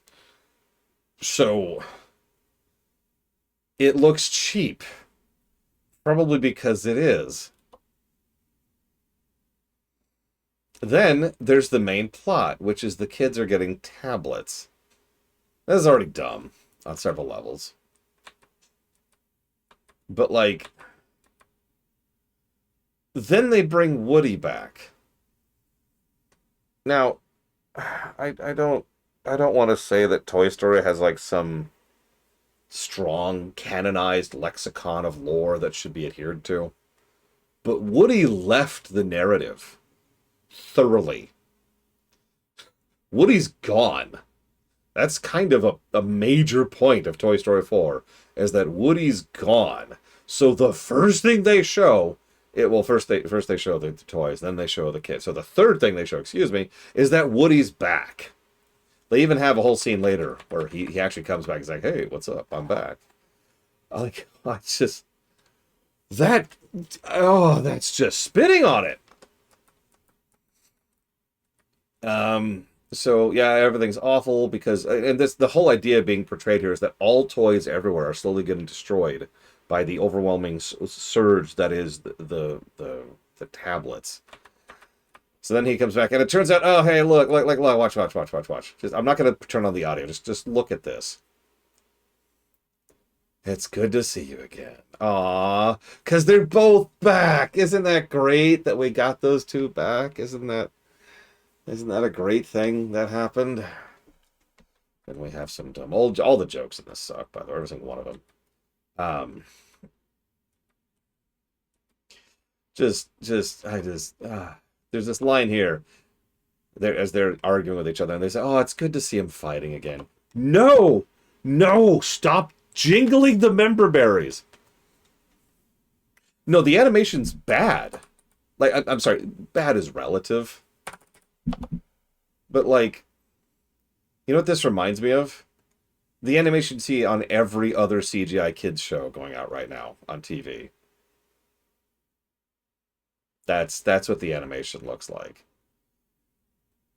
Like, I hate to... I don't want to go too far into it, but if you pay attention, you could see every shortcut that's being made to make this as cheap as possible in order to produce. It's kind of silly. Like, every single shot has at least one thing I can point to immediately and say, that was done to make this cheaper rather than to make it better. But then there's the final thing, and the final thing pisses me off the most. You know that I have a bit of a bug up my ass about trailers, and have for, honestly, over a decade. Like, not quite 2-decade range, but definitely like decade plus range, right? And it's because trailers went from being an art form, and I mean that, to being one of 3 completely bog standard things that everybody does, right? Because the trailer making companies are not the companies that make the movies. So they say, hey, they'll send off footage to the trailer making company. The trailer making company runs it through the processor and grinds out the most generic sausage possible. And there's, I think it's 3 types of trailers out there. And if you sit down, yeah, exactly, Ross. If you sit down and look at every trailer made in the last 15 years, with some exceptions, they're the same three trailers over and over and over. There's different patterns to them.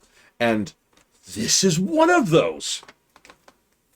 This, I bet you, Mr. Red, that you noticed this without even processing it, or maybe you noticed it consciously. But either way, you probably noticed that this is the same as every other trailer out there. Or rather, 1/3 of all the other trailers out there. It even has like the incredibly generic, big, dramatic music, swelling. And it's a remix, of course. It's a remix of an existing song, and it's like da da da, gotta build up to the big dramatic moment. Then the music stops for a minute for a character to say a one-liner. Then it goes back to the conclusion of the big song. You've heard it 1,000 times. God, this is disgusting. I'm not even that invested in Toy Story. This is just vaguely just, what is this crap? And then it's just.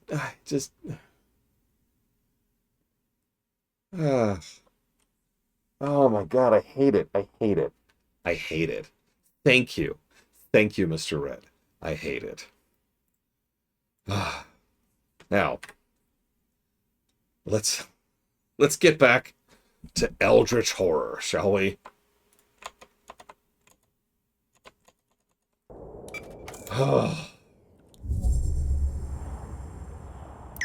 Seriously, Kira White Noise, if you're gonna do a slop trailer, just lean into it more so I can know to never watch your film. Breathing. I'm one of those weird defenders of Toy Story 4 because I think Toy Story 4 is merely an acceptable film and has some legitimately good stuff in it. In fact, you know what? Hang on. Let me make one more point really quick. How many of you have seen Toy Story 4?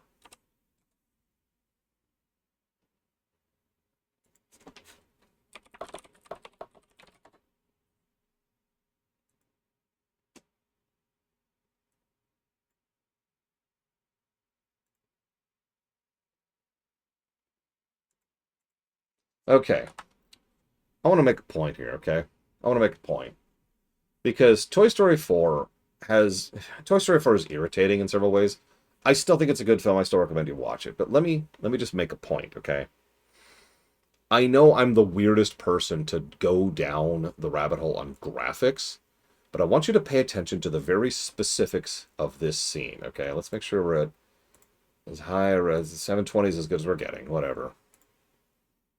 I want you to watch the specifics of the animation. You could probably tell without even knowing the specifics. First of all, that water is insanely well rendered. But did you see the nuance and detail in their expressions and their body language and how they're interacting with each other? You can see the different textures, which also informs how the different people move differently. Yeah, the movement is so much better. And the reason I'm banging on the graphics here is because that's kind of what Pixar's shtick has kind of always been. The graphics. They made Toy Story 1 to push CGI movies into existence.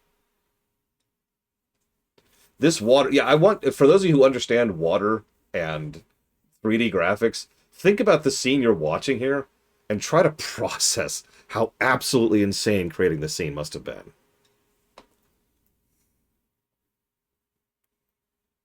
Like, that is crazy good. This is... Yeah, I can't even imagine how many days or weeks it took to render these scenes. But that's the point. Lots of time, lots of effort, lots of budget to make it look as good as possible. That's Pixar. That has always been Pixar. Even The Good Dinosaur, which is a movie that sucks, looks really good. Because that's Pixar, right?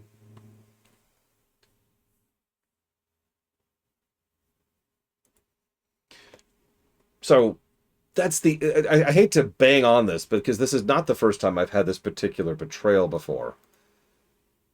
That was your one thing, your one defensible point, and you have flung it out the window. For those of you not aware, I've actually been through this with the Transformers films, the Bay films. You remember those? Oh, they all suck. We all know that. But, like, that's not my point. My point is, I always gave credit to the graphics engineers and graphics renderers about the amount of effort and work they put into the films, especially from films 2 and 3, right? For all of the many flaws of those films, which there are so many, I always stood up and defended the sheer amount of work and effort and design that went into the Transformers themselves. Because there was a lot of work that went into it. Because remember, they had a whole rule. That whole rule that they couldn't cheat with physics or space, with volume, to be more specific. And so all of the Transformers had to fit in a way that made sense. This also helped with the toy line, actually, while we're on the subject. And then Transformers 4 came out. And it sucked, just like previous films did. But it also had this weird thing with the stupid... Let's not even talk about that. The point is, it cheated. All of a sudden, Transformers would just turn into a giant cloud of pixels and then reform in their new form. You cheated! You took the easy, cheap, crap way out, and your film, the only thing that I was defending your film about, has gone completely away.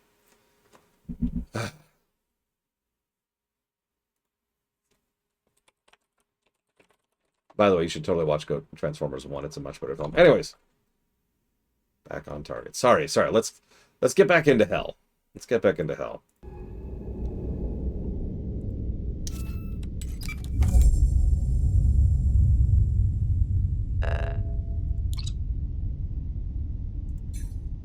Okay, so this takes energy to prime, oxygen to ignite.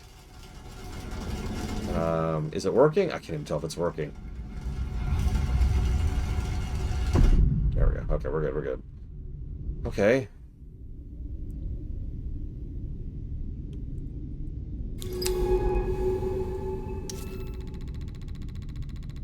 Transformers 2 is kind of a hysterically bad film. I have actually used Transformers 2 as an example, as a textbook example of a bad film before. But you know one thing I will always go to bat for in Transformers 2? The fight scenes.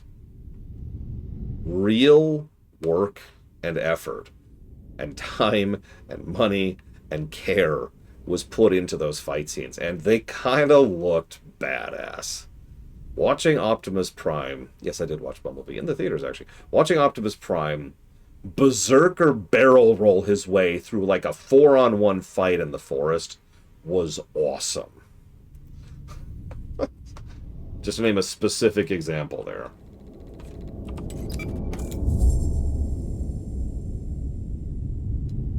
Bumblebee was weirdly good.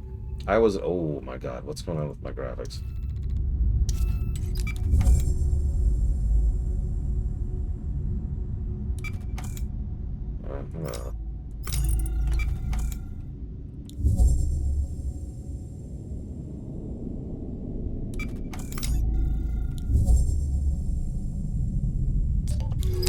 This place is huge.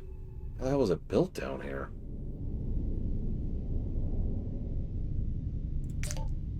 Very little oxygen for the rebreather to cycler, so we're running on reserves. Let's move. Actually, yeah, Tyr, that's another excellent example. Iron Man 1, which is the most grounded looking of, honestly, any of the MCU films, actually had a lot of good design, like a great design to it.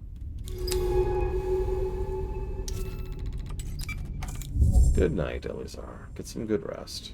And go watch Star Trek. Large open locks leads to the depths of what appears to be a corporate arcology.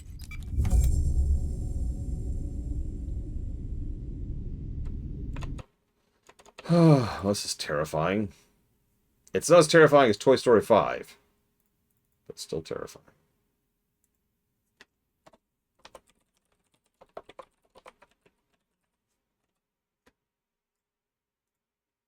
Look, I'm sorry. That was just terrible.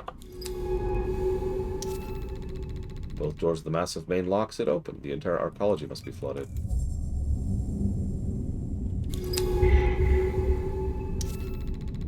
The main volume of the arcology is broken up by low buildings partitioned away from spaces. Were these offices? The vast volumes of the arcology lie ahead, piled with rocks and sand, drowned in the dark ocean. User X Otero, dive recorder. Massive breach, life support will fail in 2 hours. If there's anyone by Kyle on this channel, please respond.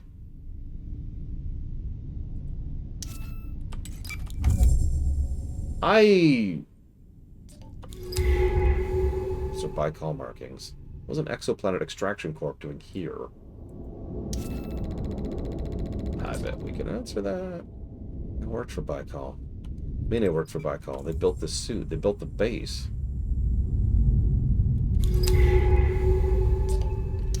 They mine exoplanets, skim helium from gas giants, and help drive forward humanity's expansion.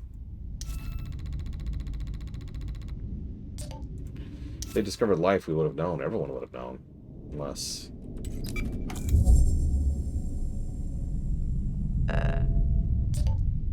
something happened here. Something they don't want anyone to know about.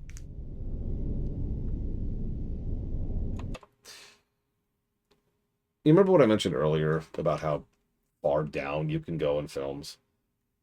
I wouldn't be surprised if Toy Story 5, excuse me, is merely a blue. It looks like low effort trash. We have a term for that now that's gaining more and more acceptance. It looks like slop. I'm not saying it's generated slop. It just looks like slop. It looks like cheap, thrown together, processed crap that was designed to be good enough and nothing more. Unlike this game. Let's get this thing ignited.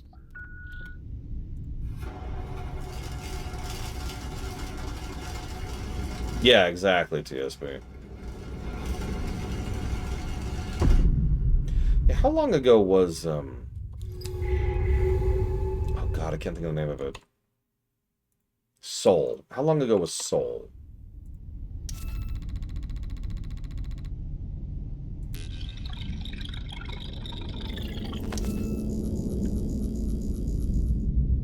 Site 2 is silent, and there's nothing from the Ophelos. Site 1 is off the grid. Where are the rescue teams? That is not that long ago. And for those of you not aware, I think quite highly of Soul. I don't think it's their best film ever.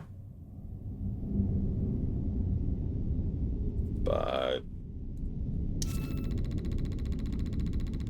chairs lie in disarray. What happened here? Was it a sudden or a slow, creeping realization that everything was about to end?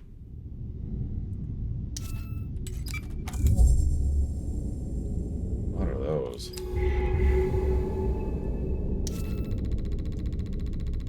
Scans suggest the creature is eroding the surface below the cilia, absorbing nutrients from the oxidized metal.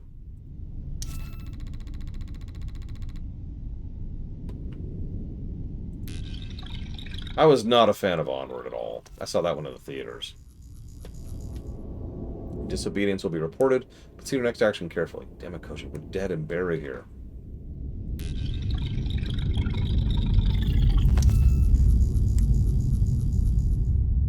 Nothing from the Othellos. Their feed just cut out.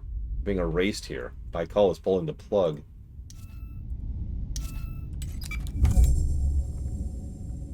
Onward I would probably consider a yellow film.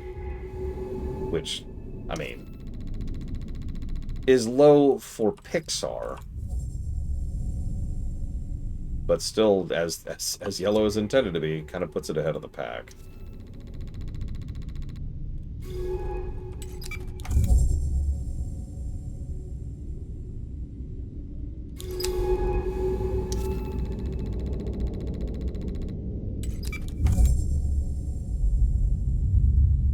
I would say Cars 2 is worse than Onward.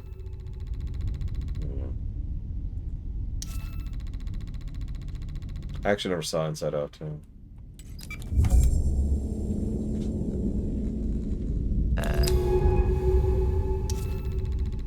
Yeah, Cars 2 was just... Ugh. By the way, don't mistake this for me not being interested in the game, TSB. I'm just chatting. Don't mind me. I blame Mr. Red. It is his fault.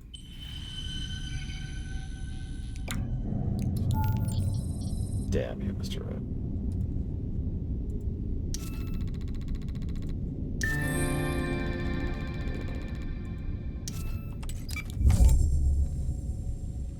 Yeah. Cars is one of those games. I mean, shows.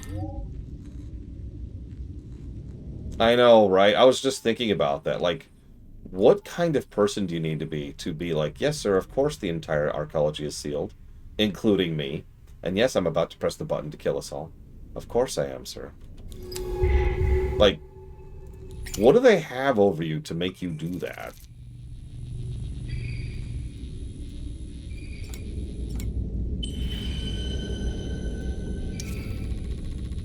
Collapsing arcology walls have broken through an existing cave complex deep beneath the ocean floor.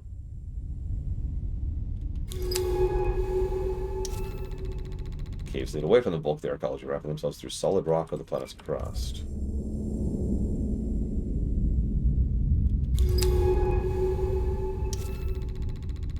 The sand filling this tunnel turns into a dark horizontal slit, but I can detect a current running.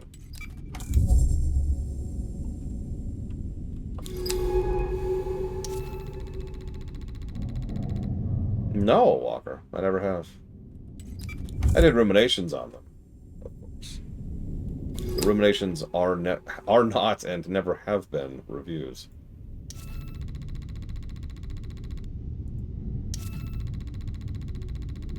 A large molted skin is piled in the corner of the cave, fragments drifting on the sand. What left us here?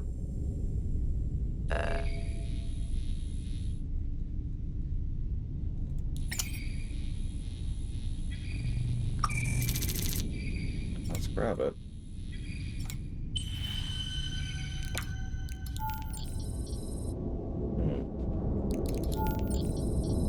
Let's pop some more power while we're here.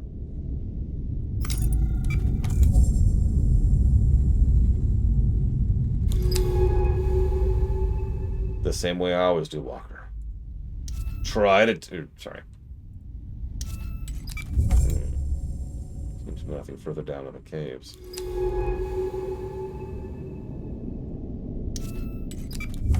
I've been very slowly going through several shows with the Trek Lorraine.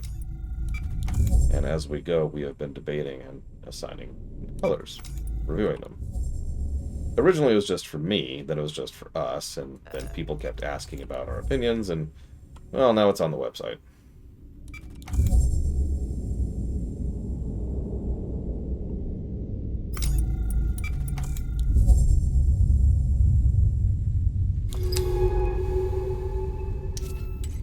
Hello, Eva. Welcome to hell. I see that. Hello.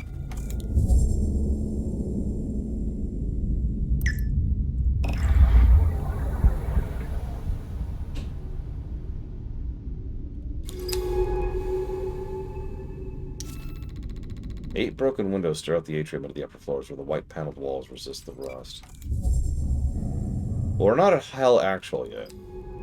Actually, there is a Hell Actual in this one. Thick chunks of glass can be seen in the sand. Must have been terrifying when the aquarium shattered. Yeah. This whole facility destroyed, buried, erased.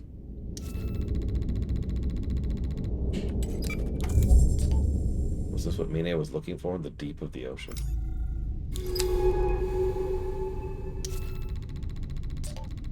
But how'd she even know it was here?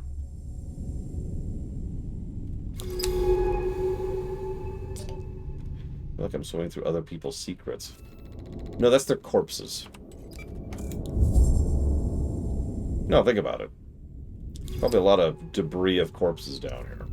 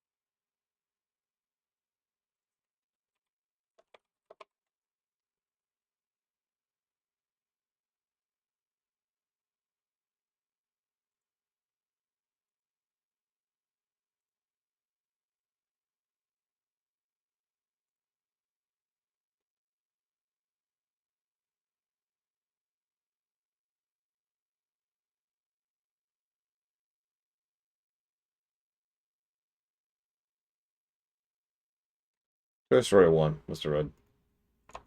That was only like 30 seconds of footage, and I can already make that decision.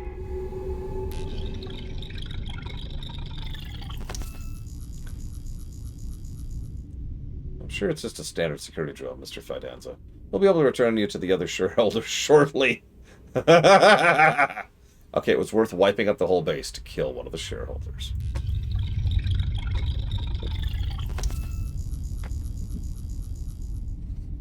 Financial implications are massive. We've never even come close to achieving this level of computation.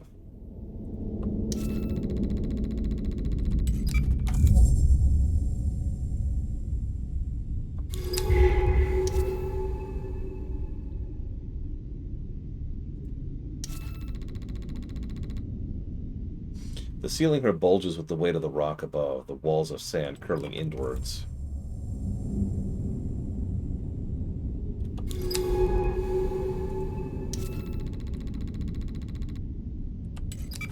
Actually, yeah, Mr. Red. Like, arguably, Toy Story 1 has very rough animation, but it's all manually, what do they call that?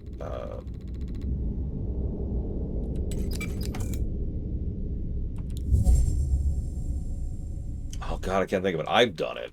And I can't remember what the type of animation's called. Well, care is fine, but that's not what I mean. Frame something. As opposed to just the generic junk. Processed, automated junk. Keyframing, thank you. Toy Story 1 is keyframed. And then you look at something like, that's slop, and it's just, ugh. If they told me they used AI for that, I would not be surprised. Torch available. Why am I using a torch here? This is a terrible idea. You'll notice I'm still doing it.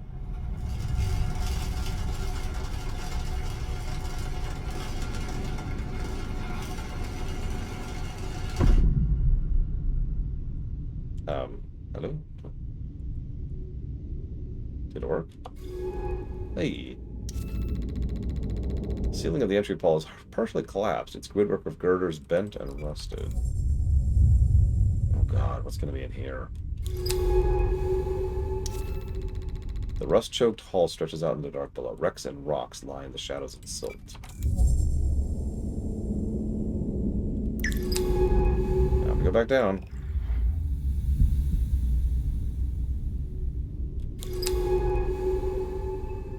Haven't I already been here? I have already been here. Yeah, I need some oxygen.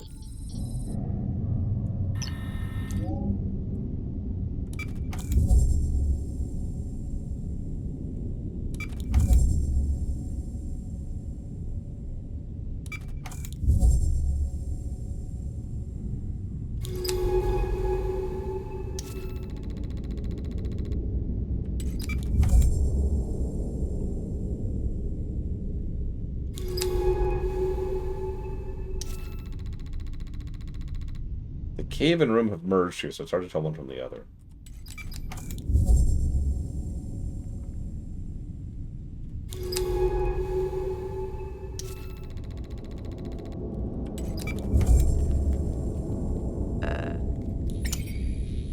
Let's see what we can grab here.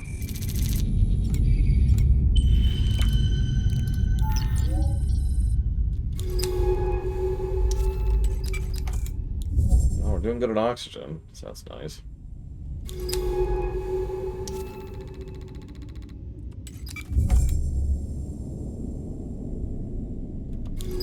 I say we. She's doing good on oxygen. I'm an AI. I'm fine. Meat sack.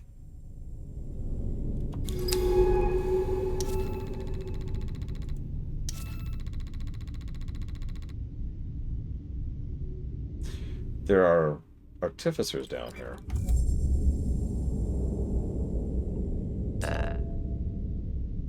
Artificer skeletons. They were using them, harvesting them. The equipment here, they were building something, slicing and etching the artificer skeletons. But what? Can these geodesic spheres really be valuable enough to build a whole arcology around? And then bury it? Well, let's see if we can grab some while we're here. There we go. Sweet, sweet resources.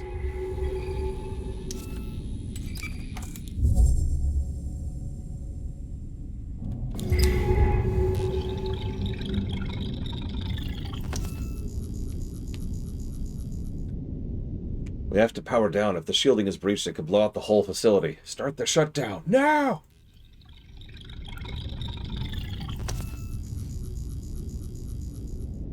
Protect the specimens. These skeletons alone are able to correlate millions of qubits.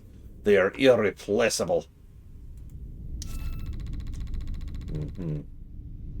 Sealed cups still sit on the surface. Stylus is buried in layers of silver silt. Boy, try saying that 5 times fast. Hardware corroded into lumpen piles.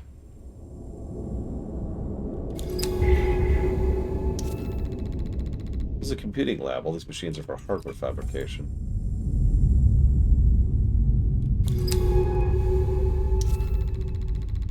Why didn't these close when the arcology was breached? They were opened afterwards. The lockdown overridden somehow?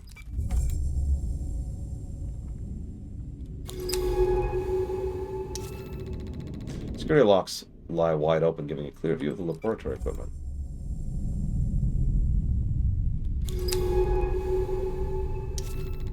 Unlike the lower level, the walls here have resisted corrosion. Their matte white covering stained with orange, but unbroken.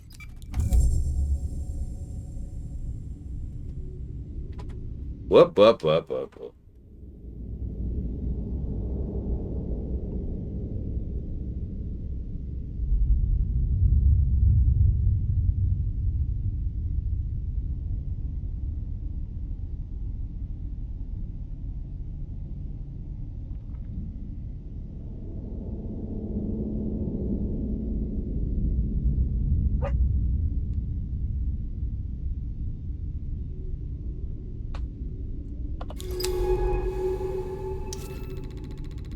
Huge entryway suggests this is the main complex.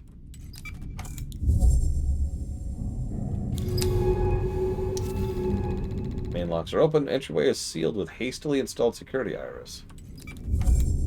Now let's get through.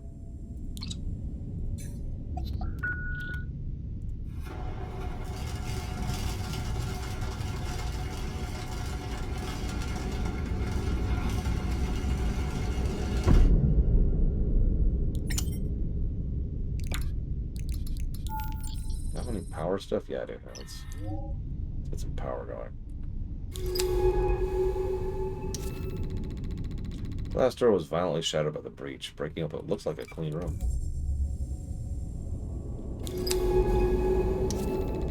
Looks like a suit fabricator, but retooled to build large-scale machinery.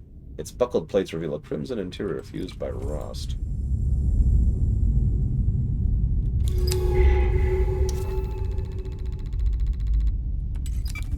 Empty suitcases.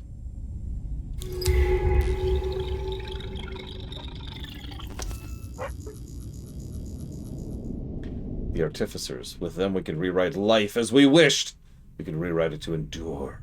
To surpass us. What?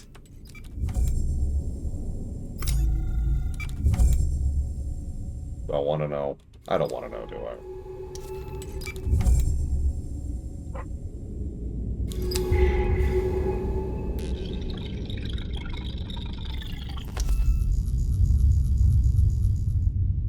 Take the suit, Akari. Stop arguing. Without you, this project is dead anyways.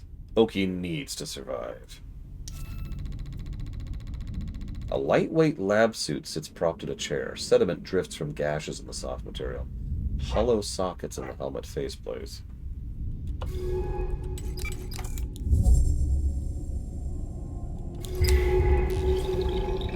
Suit is tagged Akari Nomura. My little Mine, I'm sorry to leave you all alone. Sing a little for your mother. It's so quiet here. I don't understand how. It's impossible. It's her. It's Mine's mother. This is why Mine came here. She was looking for her mother. She's been here a long time. Decades. Has Mine been looking for her all this time? God, Mine, why don't you say something? Anything? I can't... Give me a minute.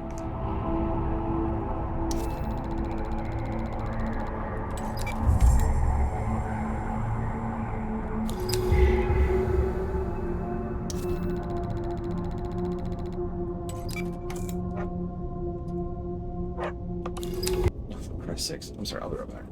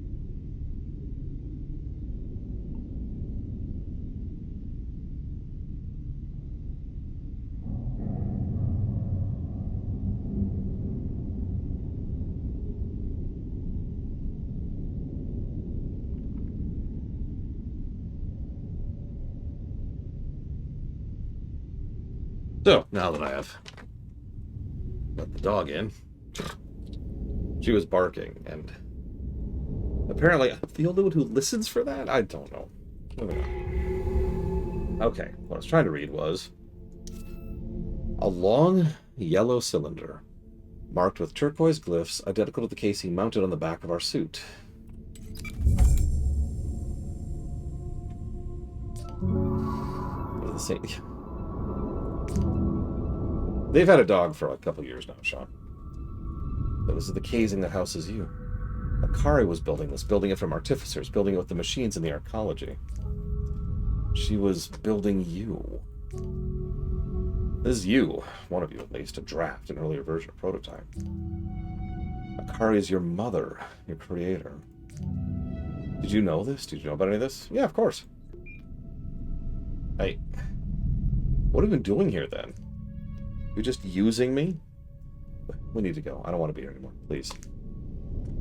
Okay.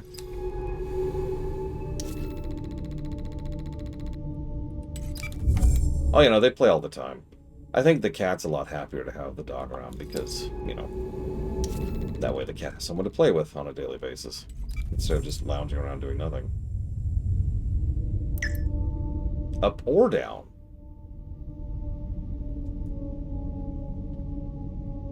It's very strange.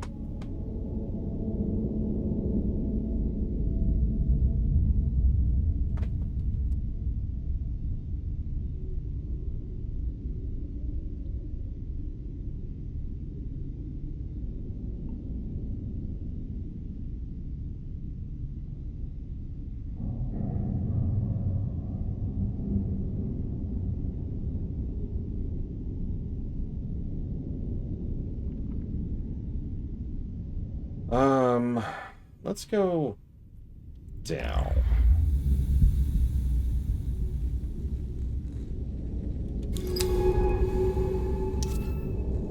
Okay, there's nothing down.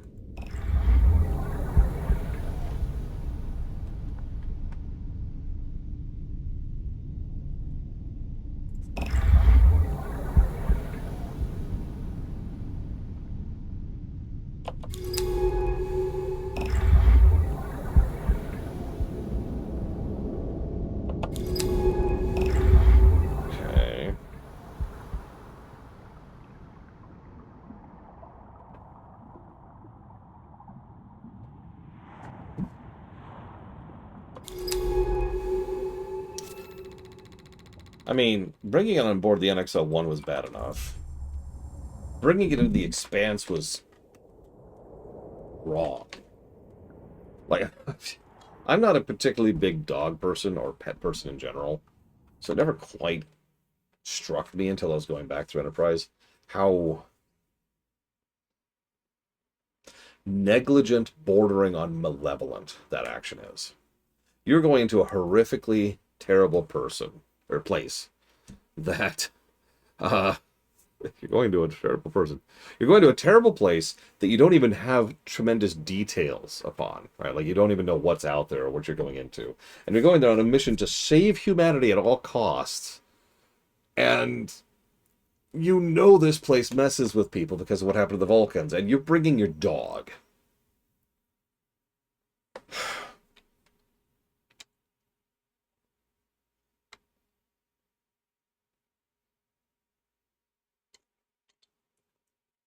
Yeah, Janeway left her dog at home just to go to the Badlands, which is not as bad as The Expanse.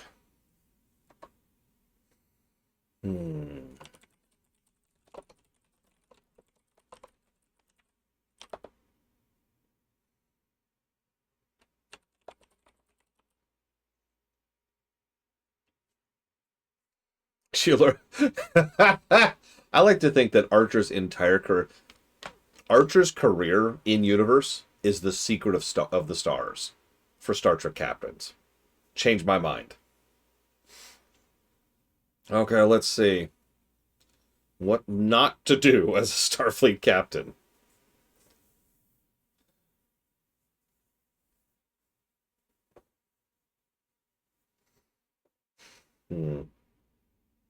What's funny is not bringing the dog for chapter 3, or excuse me, for season 3, would have been a great way to demonstrate the change in status quo that season 3 was intended to be. One of the main cast members, one of the regular cast members, is gone because Porthos stays behind. Like, they could have worked with that. It could have even been part of how Archer is having trouble coping because Archer doesn't have his freaking dog anymore, right? So that's an entire sanity anchor gone. Like, they could have worked with that. Okay. Where are we?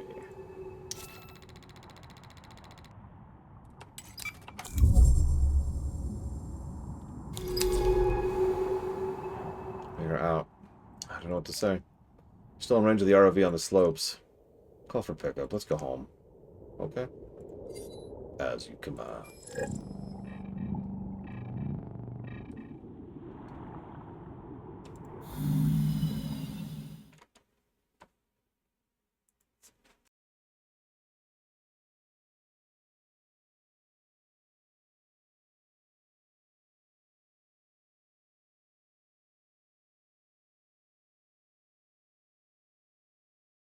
If you'll forgive me.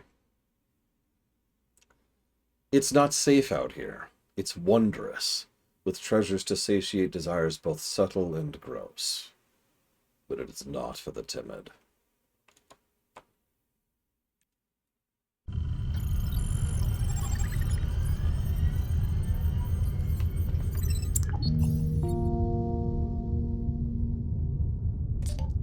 You're back. I'm down in medical. I disabled the quarantine. It's beautiful in here. Oki? Is that your name? Yeah. I like it, despite the history. Listen, I don't know what you're thinking right now, but I wanted to say I trust you. I don't know what you knew about the arcology, about Baikal's history on this planet, even your own history. But I do know you helped me. You protected me. You guided me. I owe you for that, no matter where you came from. You didn't choose to be created, just like any of us.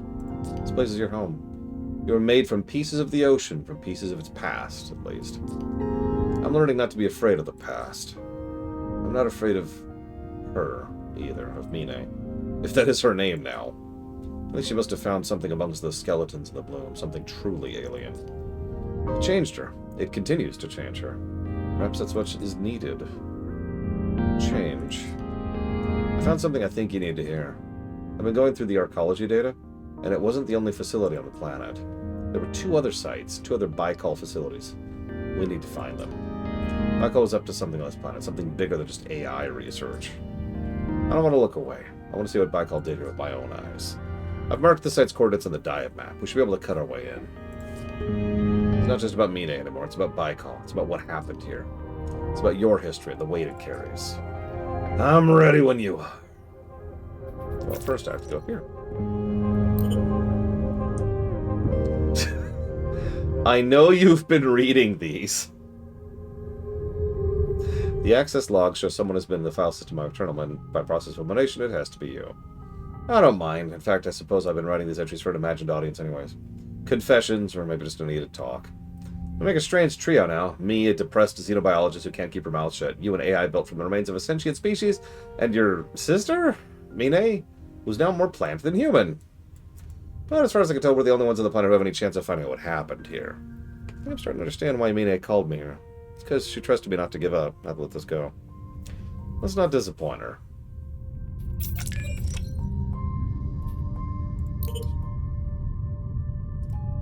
Oh, hang on.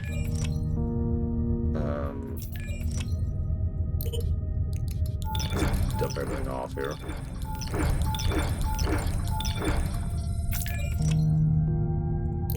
Yeah, I haven't scanned. Ooh, a bunch of stuff I haven't scanned.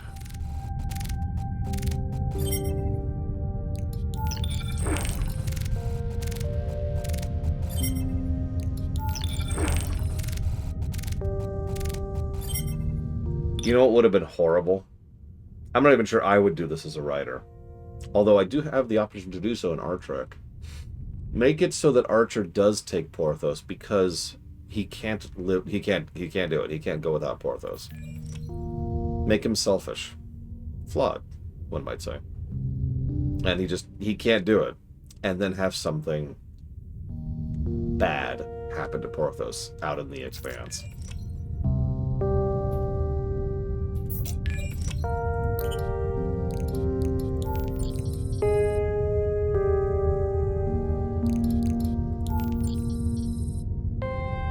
We don't have to kill Porthos. We can do so much worse than kill someone.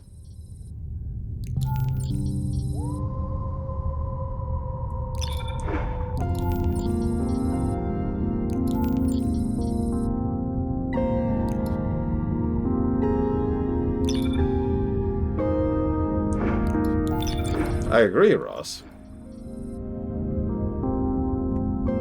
Oh, as if anybody ever cared about the audience. Give me a break, like 12. Die, audience! There we go. Okay.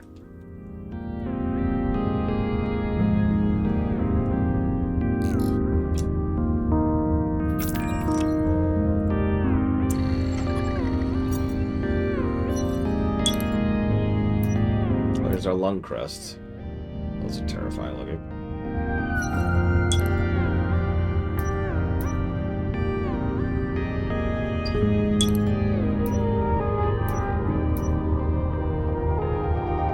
Oh yeah. I can't do this. It was all this way. It was always meant to be this way, Blake Duvall. Stab! Ugh. No,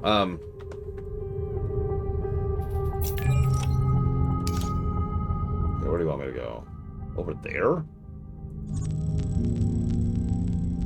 Okay.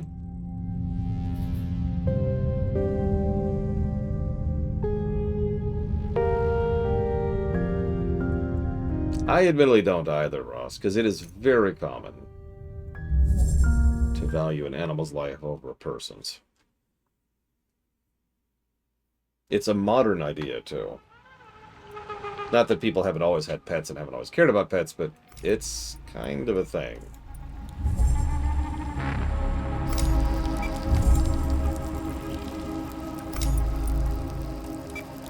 Oh, we've had pets for so long that we don't know how long we've had pets for. As I like to point out periodically.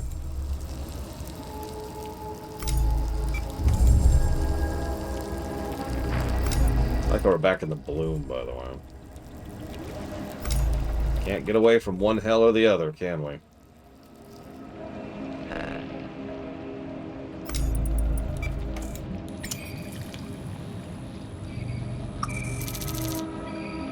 That's really small amount of oxygen. And I'll go and take it, why not? I'll just consume all the nearby life to feed my endless hunger. Delicious life.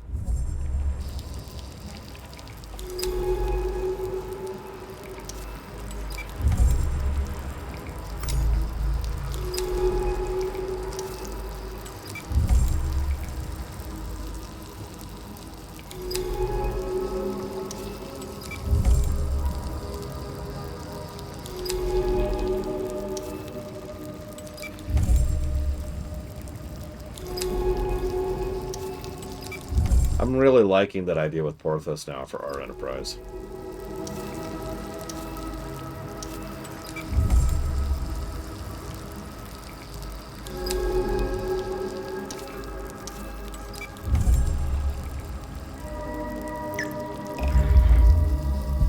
Question is, what's the consequence? Because that's what that really boils down to. There needs to be consequence. The whole point is that Archer is making a dumb decision.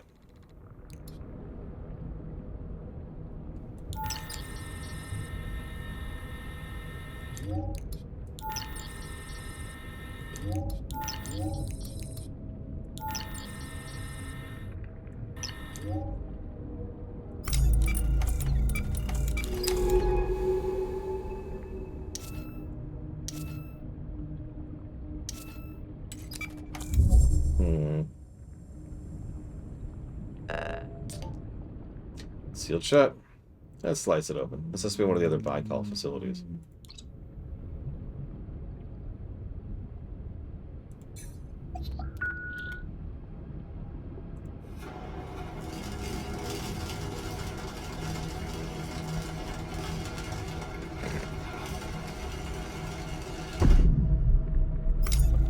Actually, I could think of a way to make that stick without having to kill off Porthos. Not that I would have any hesitation about killing off Porthos, of course. Oh, we're back into the death territory.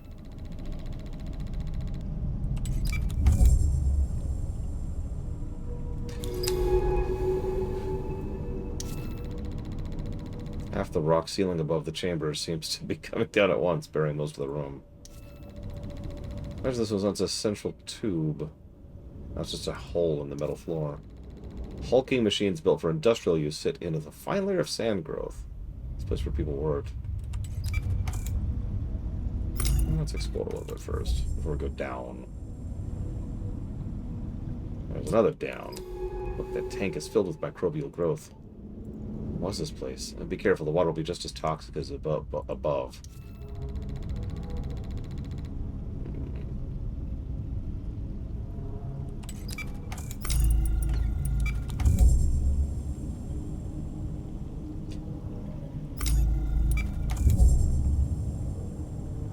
So, I'd have to chew on the specifics a bit more. But the general idea is that Archer would recluse himself more and more from the rest of the crew. To the point where it's a bad thing, right? To the point where it's causing issues for him as a person and issues for his ability to be a leader of the ship. And someone else, I don't know who, I don't know their personalities right now, but someone else would essentially try to be there for Porthos, who is not handling the Expanse well at all, and try to support Porthos and take care of him. And through that, that person and Archer then bond, which allows Archer to realize how much he's been secluding himself and start to try and pull himself out of that. Something along those lines. And then Porthos dies, obviously.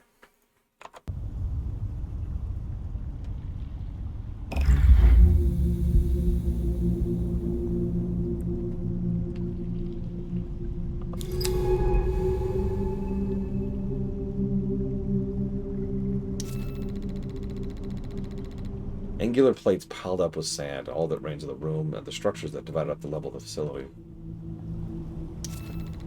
Shells of some corroded maintenance vehicles flooded with sand. Its top is a garden of microbial growth. Oh my god, TSP. Side of the vast tank has been corroded away, melted by an incredible dense volume of microbes. Whether it was a control room or storage shed, this room has been totally crushed by the facility's collapse. Look, we can't kill Archer, okay?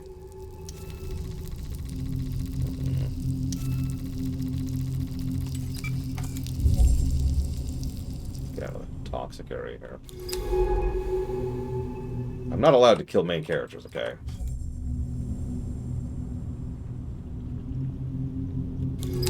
Hey, Zobei.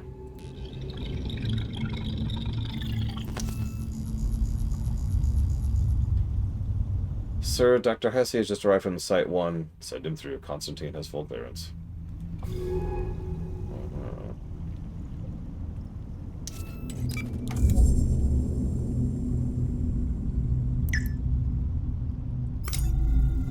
I'm kidding, anyways. I can kill whoever the hell I want to.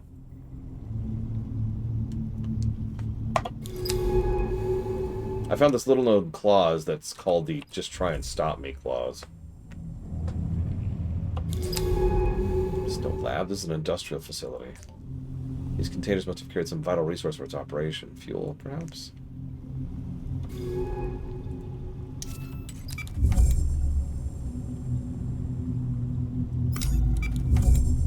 Look, I swear, and okay, let me drop joking for a second. Because I was about to make the exact same joke Kira White Noise made, but then I was like, wait, let's drop joking. Let's drop joking. I make it a point to only kill a character if I feel like it's the best possible move for the story. I actually have a pretty simple rule about that. I will not hesitate to kill off a character if I think it's the best move. But I don't want to just kill off a character for no reason. And for lack of a better way to put it, you gotta earn that. I gotta earn that.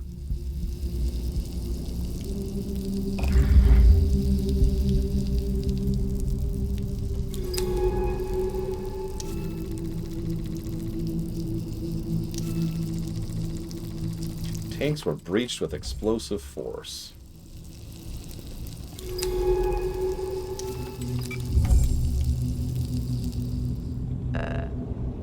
I find that so funny, Blair Duvall. Considering how much lighter about the sword I am than so many other writers. No, Ross, absolutely not. Amusingly, I think that was a huge mistake. Especially since, and I don't mean to be make too fine a point about this, but from a real-life perspective, we traded Keeler for Alexander. Do you think that was the right call?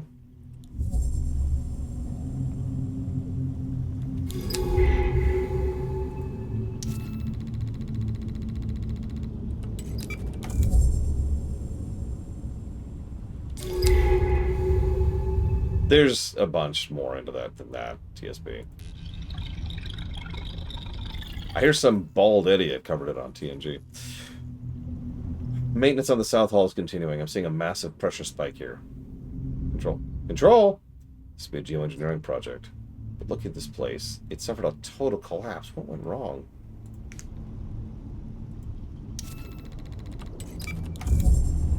Yeah, no, exactly, Chill Penguin. Like, if you're gonna kill off a character... First of all, like, as weird as this may sound, you've just chopped off any future stories with that character. Well, most future stories with that character. You can still have a character be relevant after you've killed them. There's all kinds of ways to do that in any kind of setting. There's tons of ways to do that.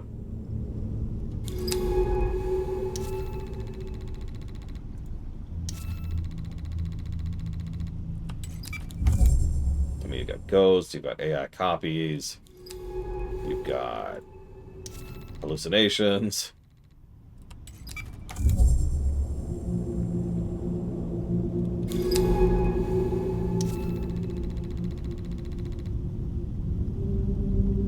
I don't know, I've seen Fury, Ross. Yeah, neural clones, there's options. There's tons of ways. The way I like to think of it as, because I'm a boring sap who thinks of things from a production standpoint, is that there's ways to keep an actor on your show, even if you get rid of a character. Access hatch. Okay.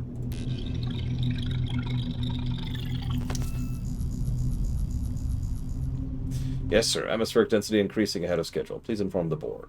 They will be pleased. Hang on, I think that's the way forward. So let's see what's over here.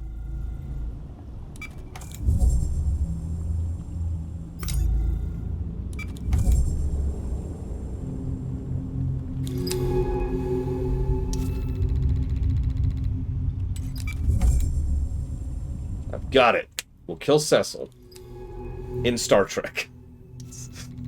Crossover time, baby. Cecil sacrifices himself to stop the Borg. A row of corroded consoles. An overgrown suit.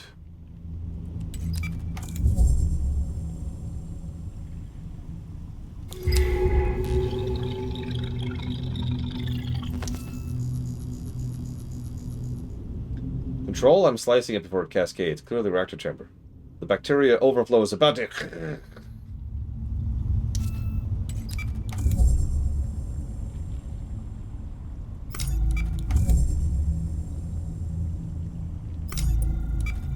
I will admit, to Blade Tavell's deference, that I am irritated how many works of fiction have a rule that you can't kill characters. Because while you can write an entire series or setting or all kinds of stuff around the idea of a setting where, you know, death isn't a regular problem, most don't. And so instead what happens is the characters have plot shields. And plot shields are dumb. Plot shields are literally bad writing. Like, objectively bad writing. And I am very sick of plot shields. Not to pick on Voyager, but you know my actual favorite example of a plot shield ever? It's, oh, what's the name of it?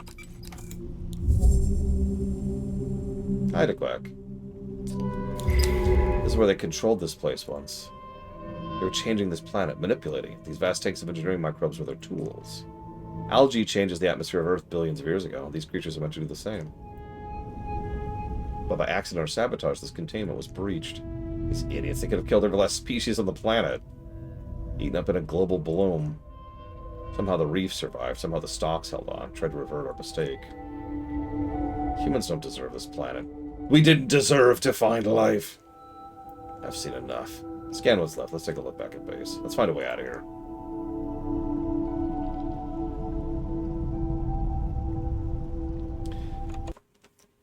Over in Voyager, Unimatrix Zero is actually a better example, but like my favorite example is Unity. So I'm just going to spoil something slightly for you. There's an episode where Chakotay and Nameless Ensign 337 beam down to a planet. Now bear with me for a second. But Nameless Ensign 337 gets shot and killed instantly. While Chakotay is also shot at the same time, in the same way, by the same weapon. Chakotay's fine.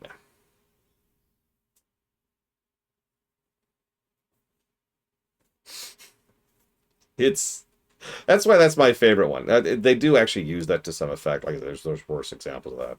But like that's one of my favorite examples of what I mean when I say plot shields. Why is he fine? Well, because he's a named character, and you're not allowed to kill named characters.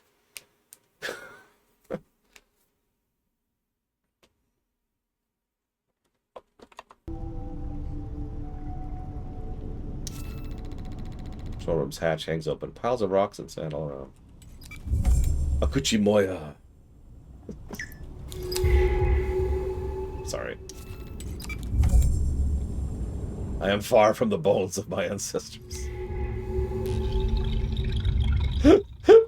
I never got stopped getting funny. We're in like season 5 or whatever. It's still funny. We are doing the Artificers a favor. Despite all their abilities, they couldn't manifest this kind of planetary change. What?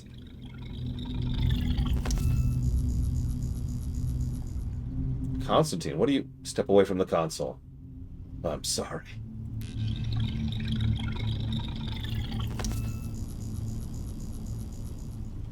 No, no, oh god, the tank is breached. The Artificers.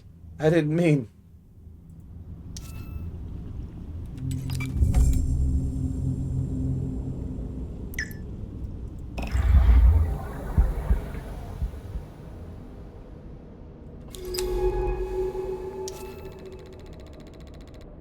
So no one escaped. The tunnel is sealed.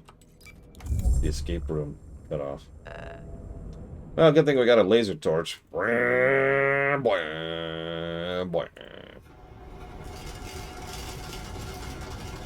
See, part of my pushback, if you'll forgive me for sounding slightly defensive here, Blade Tavell, is I sort of thought I was in the middle ground there.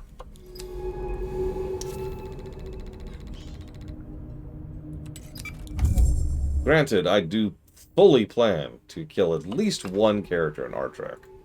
I'm not sure who yet, but I'm gonna find him, and I'm gonna beat the crap out of him. I'm kidding. But no, like, it's just... We actually had a... Back when Reloaded was still talking to me, we had this gargantuan talk about whether or not we should be willing. We actually had a whole discussion about if we should be willing to kill off characters in our Trek. And we actually circled around this point for quite a while and discussed a lot of the more nuanced takes on it. And blah, blah, blah, blah. The summary is we decided that we should absolutely be willing to, but anytime we do, it needs to be a very careful and precise decision. It needs to be something to look at it economically. If we kill off a character, the cost is we have now lost that character. They're a spent resource and they're gone. So whatever benefit we gain from that has to override that. It has to be worth the price, right? You can tell that was my analogy. Oh, we're back in the teal.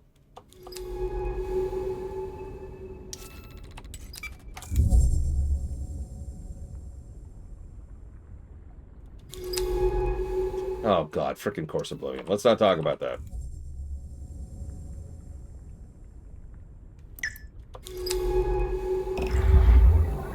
Where are we now? Oh, I see where we are.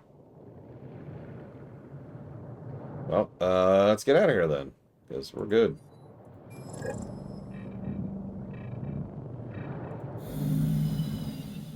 Whee! Yeah, no, exactly, Bladeful. That's why I'm pushing back. It's like, that's where I'm already at. It's like you're telling me, Lore, you should review games on stream, but take note as you're doing so. Back online? Good. I've been working with the data we extracted from the facility. What they did there, it's terrible. Could have wiped out life on this planet. Baikal should have known better to mess with the entire planet's ecosystem. Failure of the facility was catastrophic. The bloom dominated half the planet. As far as I can tell, it wiped out the artificers. Think about the skeletons in the bloom. But the rest of the planetary ecosystem reacted somehow. Resisted. Pushed the bloom back. I don't understand how life could have adapted to changing conditions so quickly, though. As if they evolved to meet the challenges of the bloom in mere decades, which is impossible. Let's keep looking. There's another facility to investigate out to the east. Always to the east. No new log? Aw. The fight was...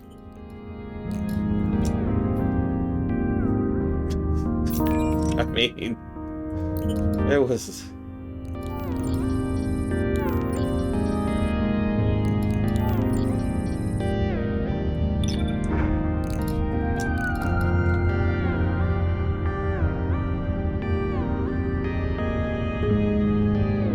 I admit, you could call this a flaw of my writing if you want. If I'm writing anything, and an idea really clicks with me, I try to make that idea work. It is not often, but every now and again, the idea in question is kill off character. Of course, I can't actually think of an example that off the top of my head, but you get the point, right? Let me use an alternate example. This isn't kill off, this is just something that's been in my brain for a while. An idea I had for a long time was that Riker should have William Riker should have left the show in season 4 of TNG. Effectively, gone off, become his own captain, do his own thing.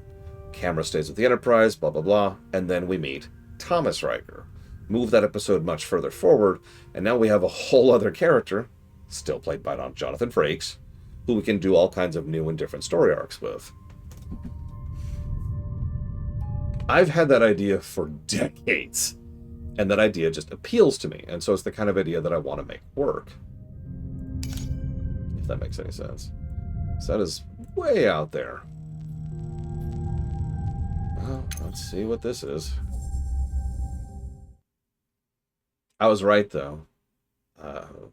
TSB, not that you're probably there right now. We won't finish this today. Oh god, I'm blind.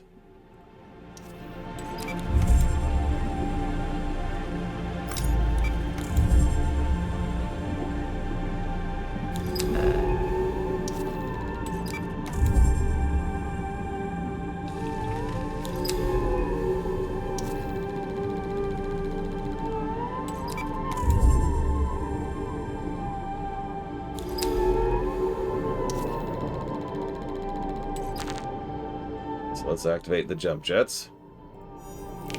Feed some oxygen in there.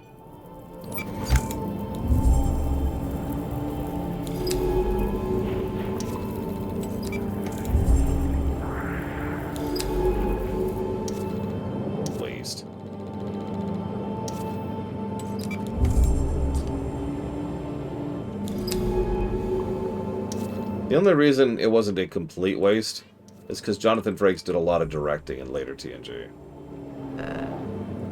Thank God, goodness for that, am I right? Otherwise, you would have had a great actor and director just sitting there, doing nothing. Which is something Star Trek is admittedly known for.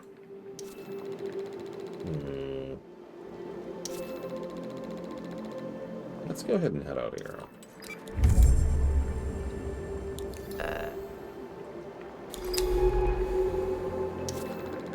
There's a feathery creature. That's interesting. More of these silken plants.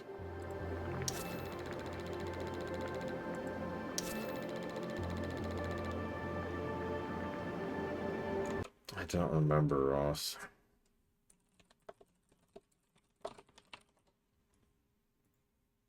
Hang on a sec. God, he has aged so well. I am actually envious. Here we go. Yes, he directed The Search, Meridian, and Past Tense. Which, yeah, I actually buy two of those. Over on Voyager, he directed Projections, which, yeah, I'm with that as well. Parturition, which, whatever. And Prototype, which is amusing. He has directed a lot of Discovery, and a lot of Picard. 2 episodes of Strange New Worlds. And apparently is one of the main directors on Starfleet Academy. No, it's okay, Blade Devil, I understand. Plot shields ahoy. Yes, it's the one that's probably going to get lamentation when we go back through it, because...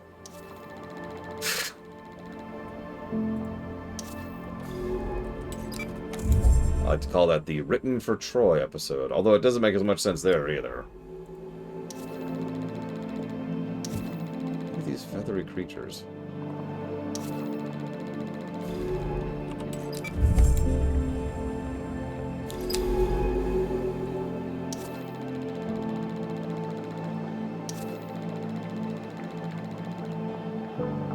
A bedtime ritual? Yeah, Sisko's like, bye. See, I actually have to be very careful, Mr. Ed, to not be creative before I go to bed. I bet you can guess why.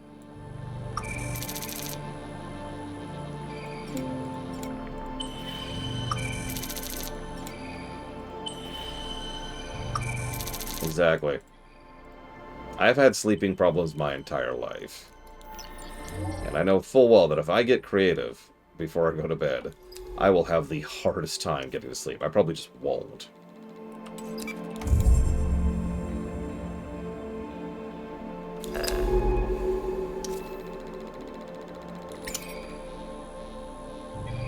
I'm not saying you have to do it. Your brain is different than mine. It's just that's the first thing it made me think of. It's like, whoa. It's not excitement, my brain's just going. You know what I mean? So I'm like, oh, I should do this. And then this. I could also do this. Maybe I should do this other thing. Sea silk. She silk, sea silk by the seashore.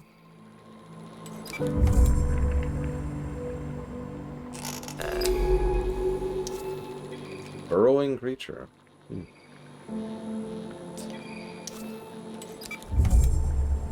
Yeah, my whole life people have told me, oh, you're so smart, oh, you're such a genius. You know what that actually means to me, practically speaking? My brain doesn't shut up. It takes effort to shut my brain up. I have learned a lot of things over a lot of years to tell my brain to shut up so I can go to bed. And they don't always work.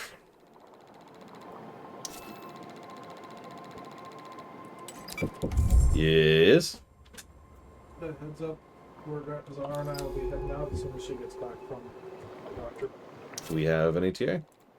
No, she had to went to the urgent care to see my GI or something. Okay. So, hopefully soon. Our tickets are for 8:30, so... I was gonna say, you should have time, but... Definitely, well...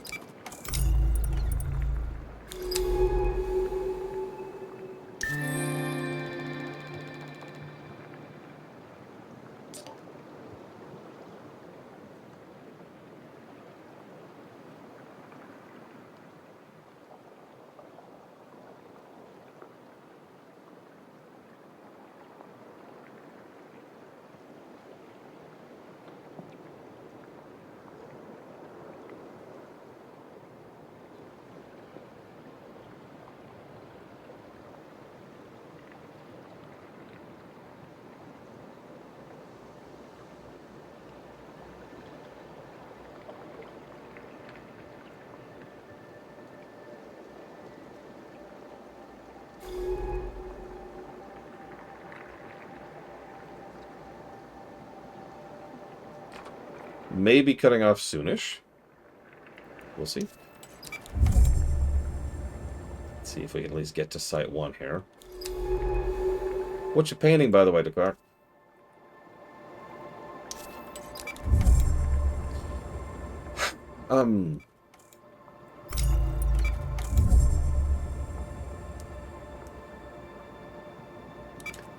See, I wanted to share another example, Blade12, but I realize it's completely spoilery.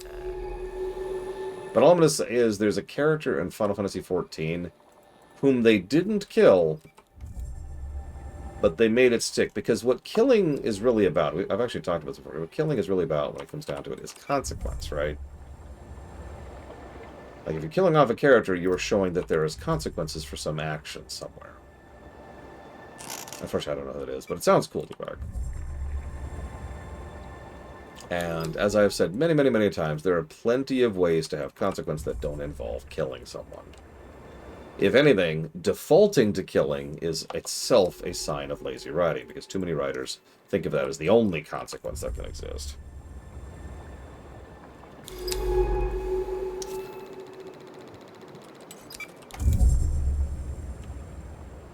What the heck? Actually, good example, TSP.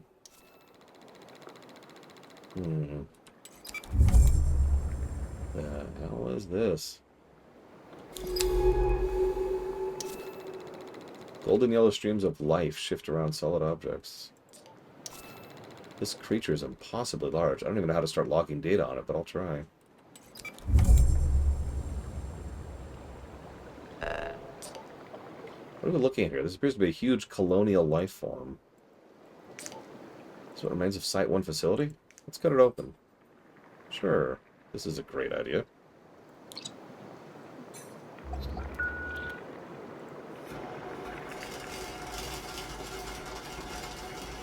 He was a character who was introduced in ARR, but most people didn't notice him, Blade of all. If that gives it away. There's actually several examples of what I'm talking about now that I think about it, but he was the one I was thinking of in particular.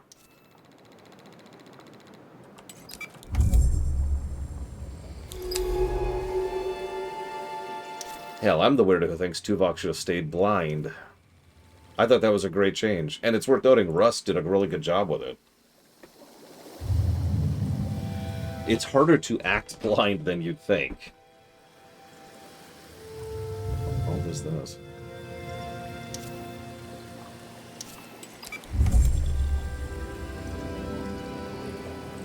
I mean, that's another example, Blade 12, like I just mentioned.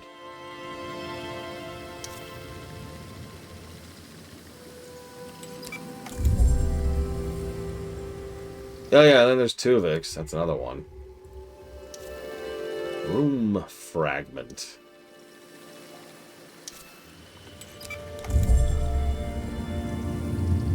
I like how all of this is completely off the map. You see this? There's no data here. Just whatever our immediate sensors can pull.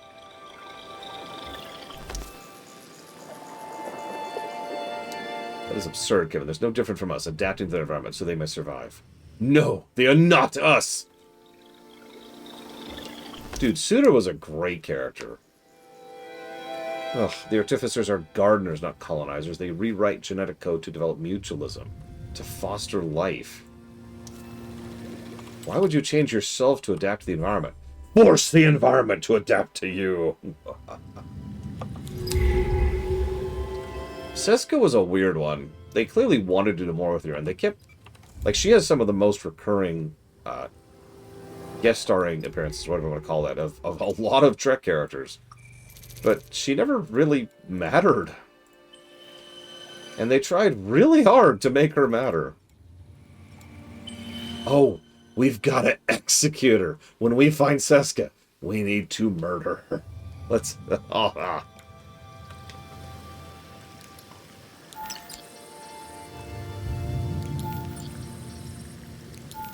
Resistance is futile. We will adapt to you. What? I do, actually, Blade Javal. It's a shame, because he was an interesting character, and he was... Well... maybe I'm idealistic, but I feel like Suitor is a perfect character for something like Trek. Hear me out for a second. Someone who physically lacks the ability to have empathy. No, I have not, Quack. Is someone who nevertheless has a genuine and persistent desire to do and be better. Like, dude had an arc. It was relatively short. It was only 3 episodes long, but still. He cared. And he wanted... Yeah, actually, Data. Thank you, Ross. But he wanted to do and be and better and to be a part of the society he was in. To be a part of the Voyager crew. To contribute to the crew. That, to me, is really Star Trek.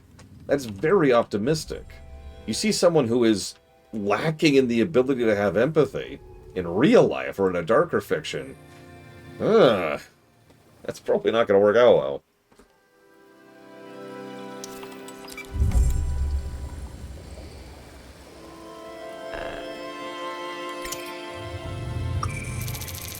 Just look at every CEO in the world. All right, so I'm kidding. There are CEOs who are horrifically horrible human beings. Whoops, I didn't get to read that one.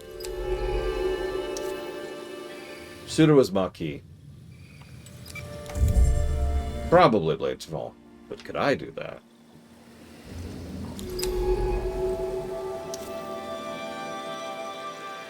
Why would the colony preserve the rooms of the facility as it consumes them? What bizarre processes are in actions here?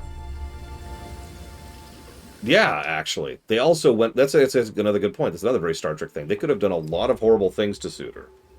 They could have executed him, like they did the Tubics. They could have dropped him off at the nearest planet.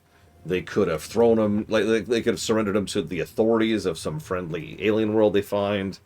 They could have done all kinds of horrible stuff, but instead they actually reached out to him to try and help him rehabilitate. And Tuvok took a personal interest in helping him to be a better person.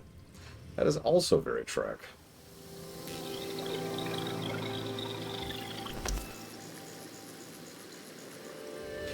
Sam, he wants to free them. And what do the Artificers want, Hannah? Has anyone asked them?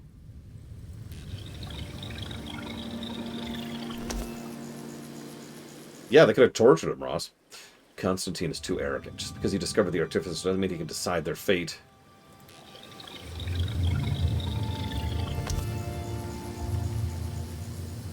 We can't let this continue. We never intended this. That thing they're building. I know. Suitor died on Earth. They killed him off so they wouldn't have to worry about him. What's funny is he was... I talked about this before. He was intended to be a recurring character. But when they did the changing of the staff, there was a lot of stuff that was lined up that was thrown out the window. That's also why Seska died. And the child survived. Even though it was supposed to be the other way around. And they killed off Suitor because they just didn't want to do anything more with... The new cast didn't want to... Sorry, the new crew didn't want to do anything with Suitor.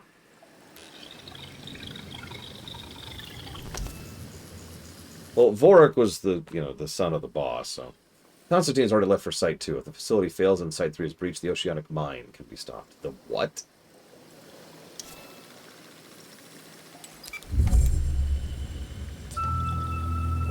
So it's like a biologist laboratory. Must have been the first exploratory base on the planet. They discovered the Artificers. They started all of this. They were scientists like me, employed by Baikal to study this place. How did it end like this?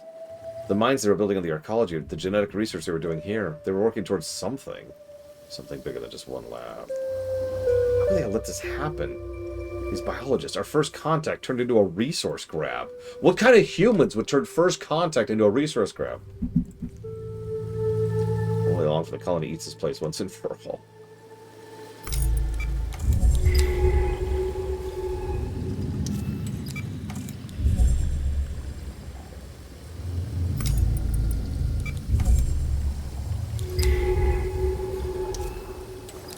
That'd be another Star Trek thing.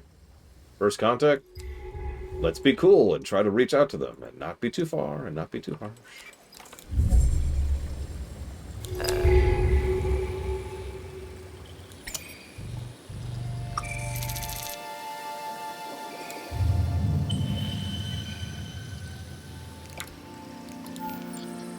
Actually, yeah. Some good, some bad, but Trek hits that point several times. I would go so far as to say it's probably one of the seats of Trek.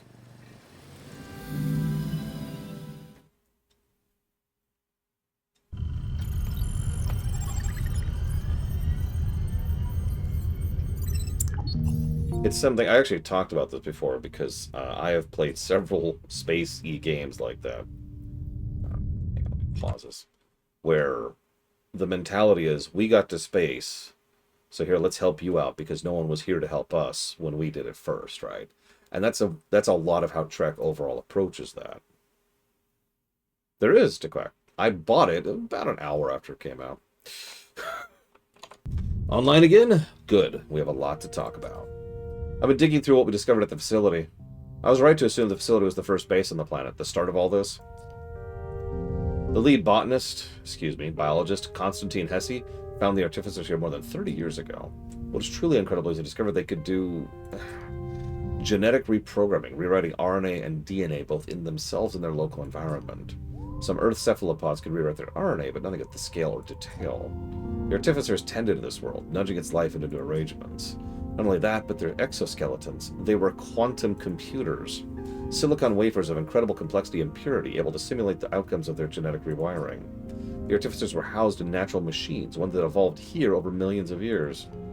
Their complexity far outstrips our own. We could have learned so much from them. But Baikal wanted the artificers' abilities for themselves. Based on what we found at Site 2, we know how this ended. A total collapse, a vast microbial fuel cell leaking into the ocean, eating everything away. The artificers gone, genetic abilities used in death to save the planet's life. They died for this planet, and you are all that survives them. Well, perhaps not all. I keep seeing the same thing mentioned in the data, the same term appearing in fragments. The oceanic mind. As far as Baikal were concerned, you were just the beginning, the first mind. The artificers were the key, inscrutable creatures with a quiet power. Able to simulate, predict, and change, they could rewrite life itself. For Baikal, the opportunity this provided was clear. Well, the artificers were alike. Gardeners, caretakers of the world. Baikal imagined something else. An oceanic mind, providing total control of an ecosystem, able to enact at their will. That's what they were building when the colony collapsed. And it's still out there. In the deep, powered by the hot heat of hydrothermal vents, the oceanic mind sleeps. I want to see it for myself. We have to know how this all ended. I've marked the approximate position of the map, way out to the north, deep in the abyss. I'm going to be ready to see this through. That sounds like an end game kind of a thing. I was born on Earth. Born in the city of Ponta Delgada, out in the Atlantic, among the turquoise waters and green slopes of the Azores. My father was studying the dying waters, chasing the last known pod of sperm whales to record a final fading image of their impossible spatial language before it was lost forever. My mother was a journalist writing a book on citizen scientists that never found a publisher. We lived there amongst the Atlantic coast of Europe for almost a decade before life became impossible, the storms tearing into tidal walls, flooding city after city, closed, twisted, and foaming waters. We joined the latest waves of refugees, found ourselves in the Thames, resettled in London. From that privileged viewpoint, I watched the oceans die, and then my parents too. And at some point, once I'd left that sad gray planet behind on a string of Baikal contracts, I forgot that turquoise water ever existed. Yeah, so this is not Star Trek, is kind of the point I'm trying to get across. It's a little, it's like, it's not, this is negatively inclined fiction. I use that term a lot.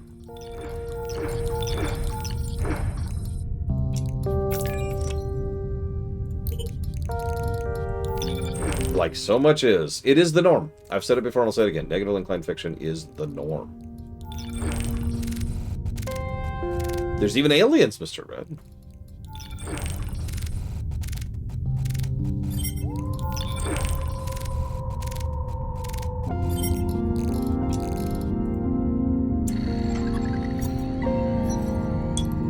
There's the sea silk.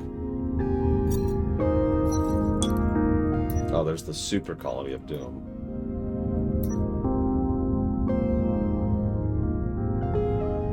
Interesting. Whoops.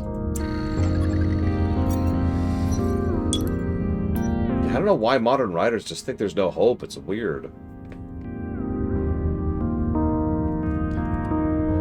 more like a choose-your-own-adventure built into a management sim set alongside Voyager. Ugh, excuse me. Okay, I said what I meant. I meant what I said. I'm going to go and chop off here and not try to push it, especially since I'm going to be watching the kids for the rest of the evening. So tomorrow, we will finish in other waters. And then we'll play Hard Space Shipwrecker, which is definitely a more positively inclined setting. Right, Kira White Noise? I actually don't know. I know nothing about the setting of Hard Space Shipwrecker, or even if it has a setting or a story. But we'll see.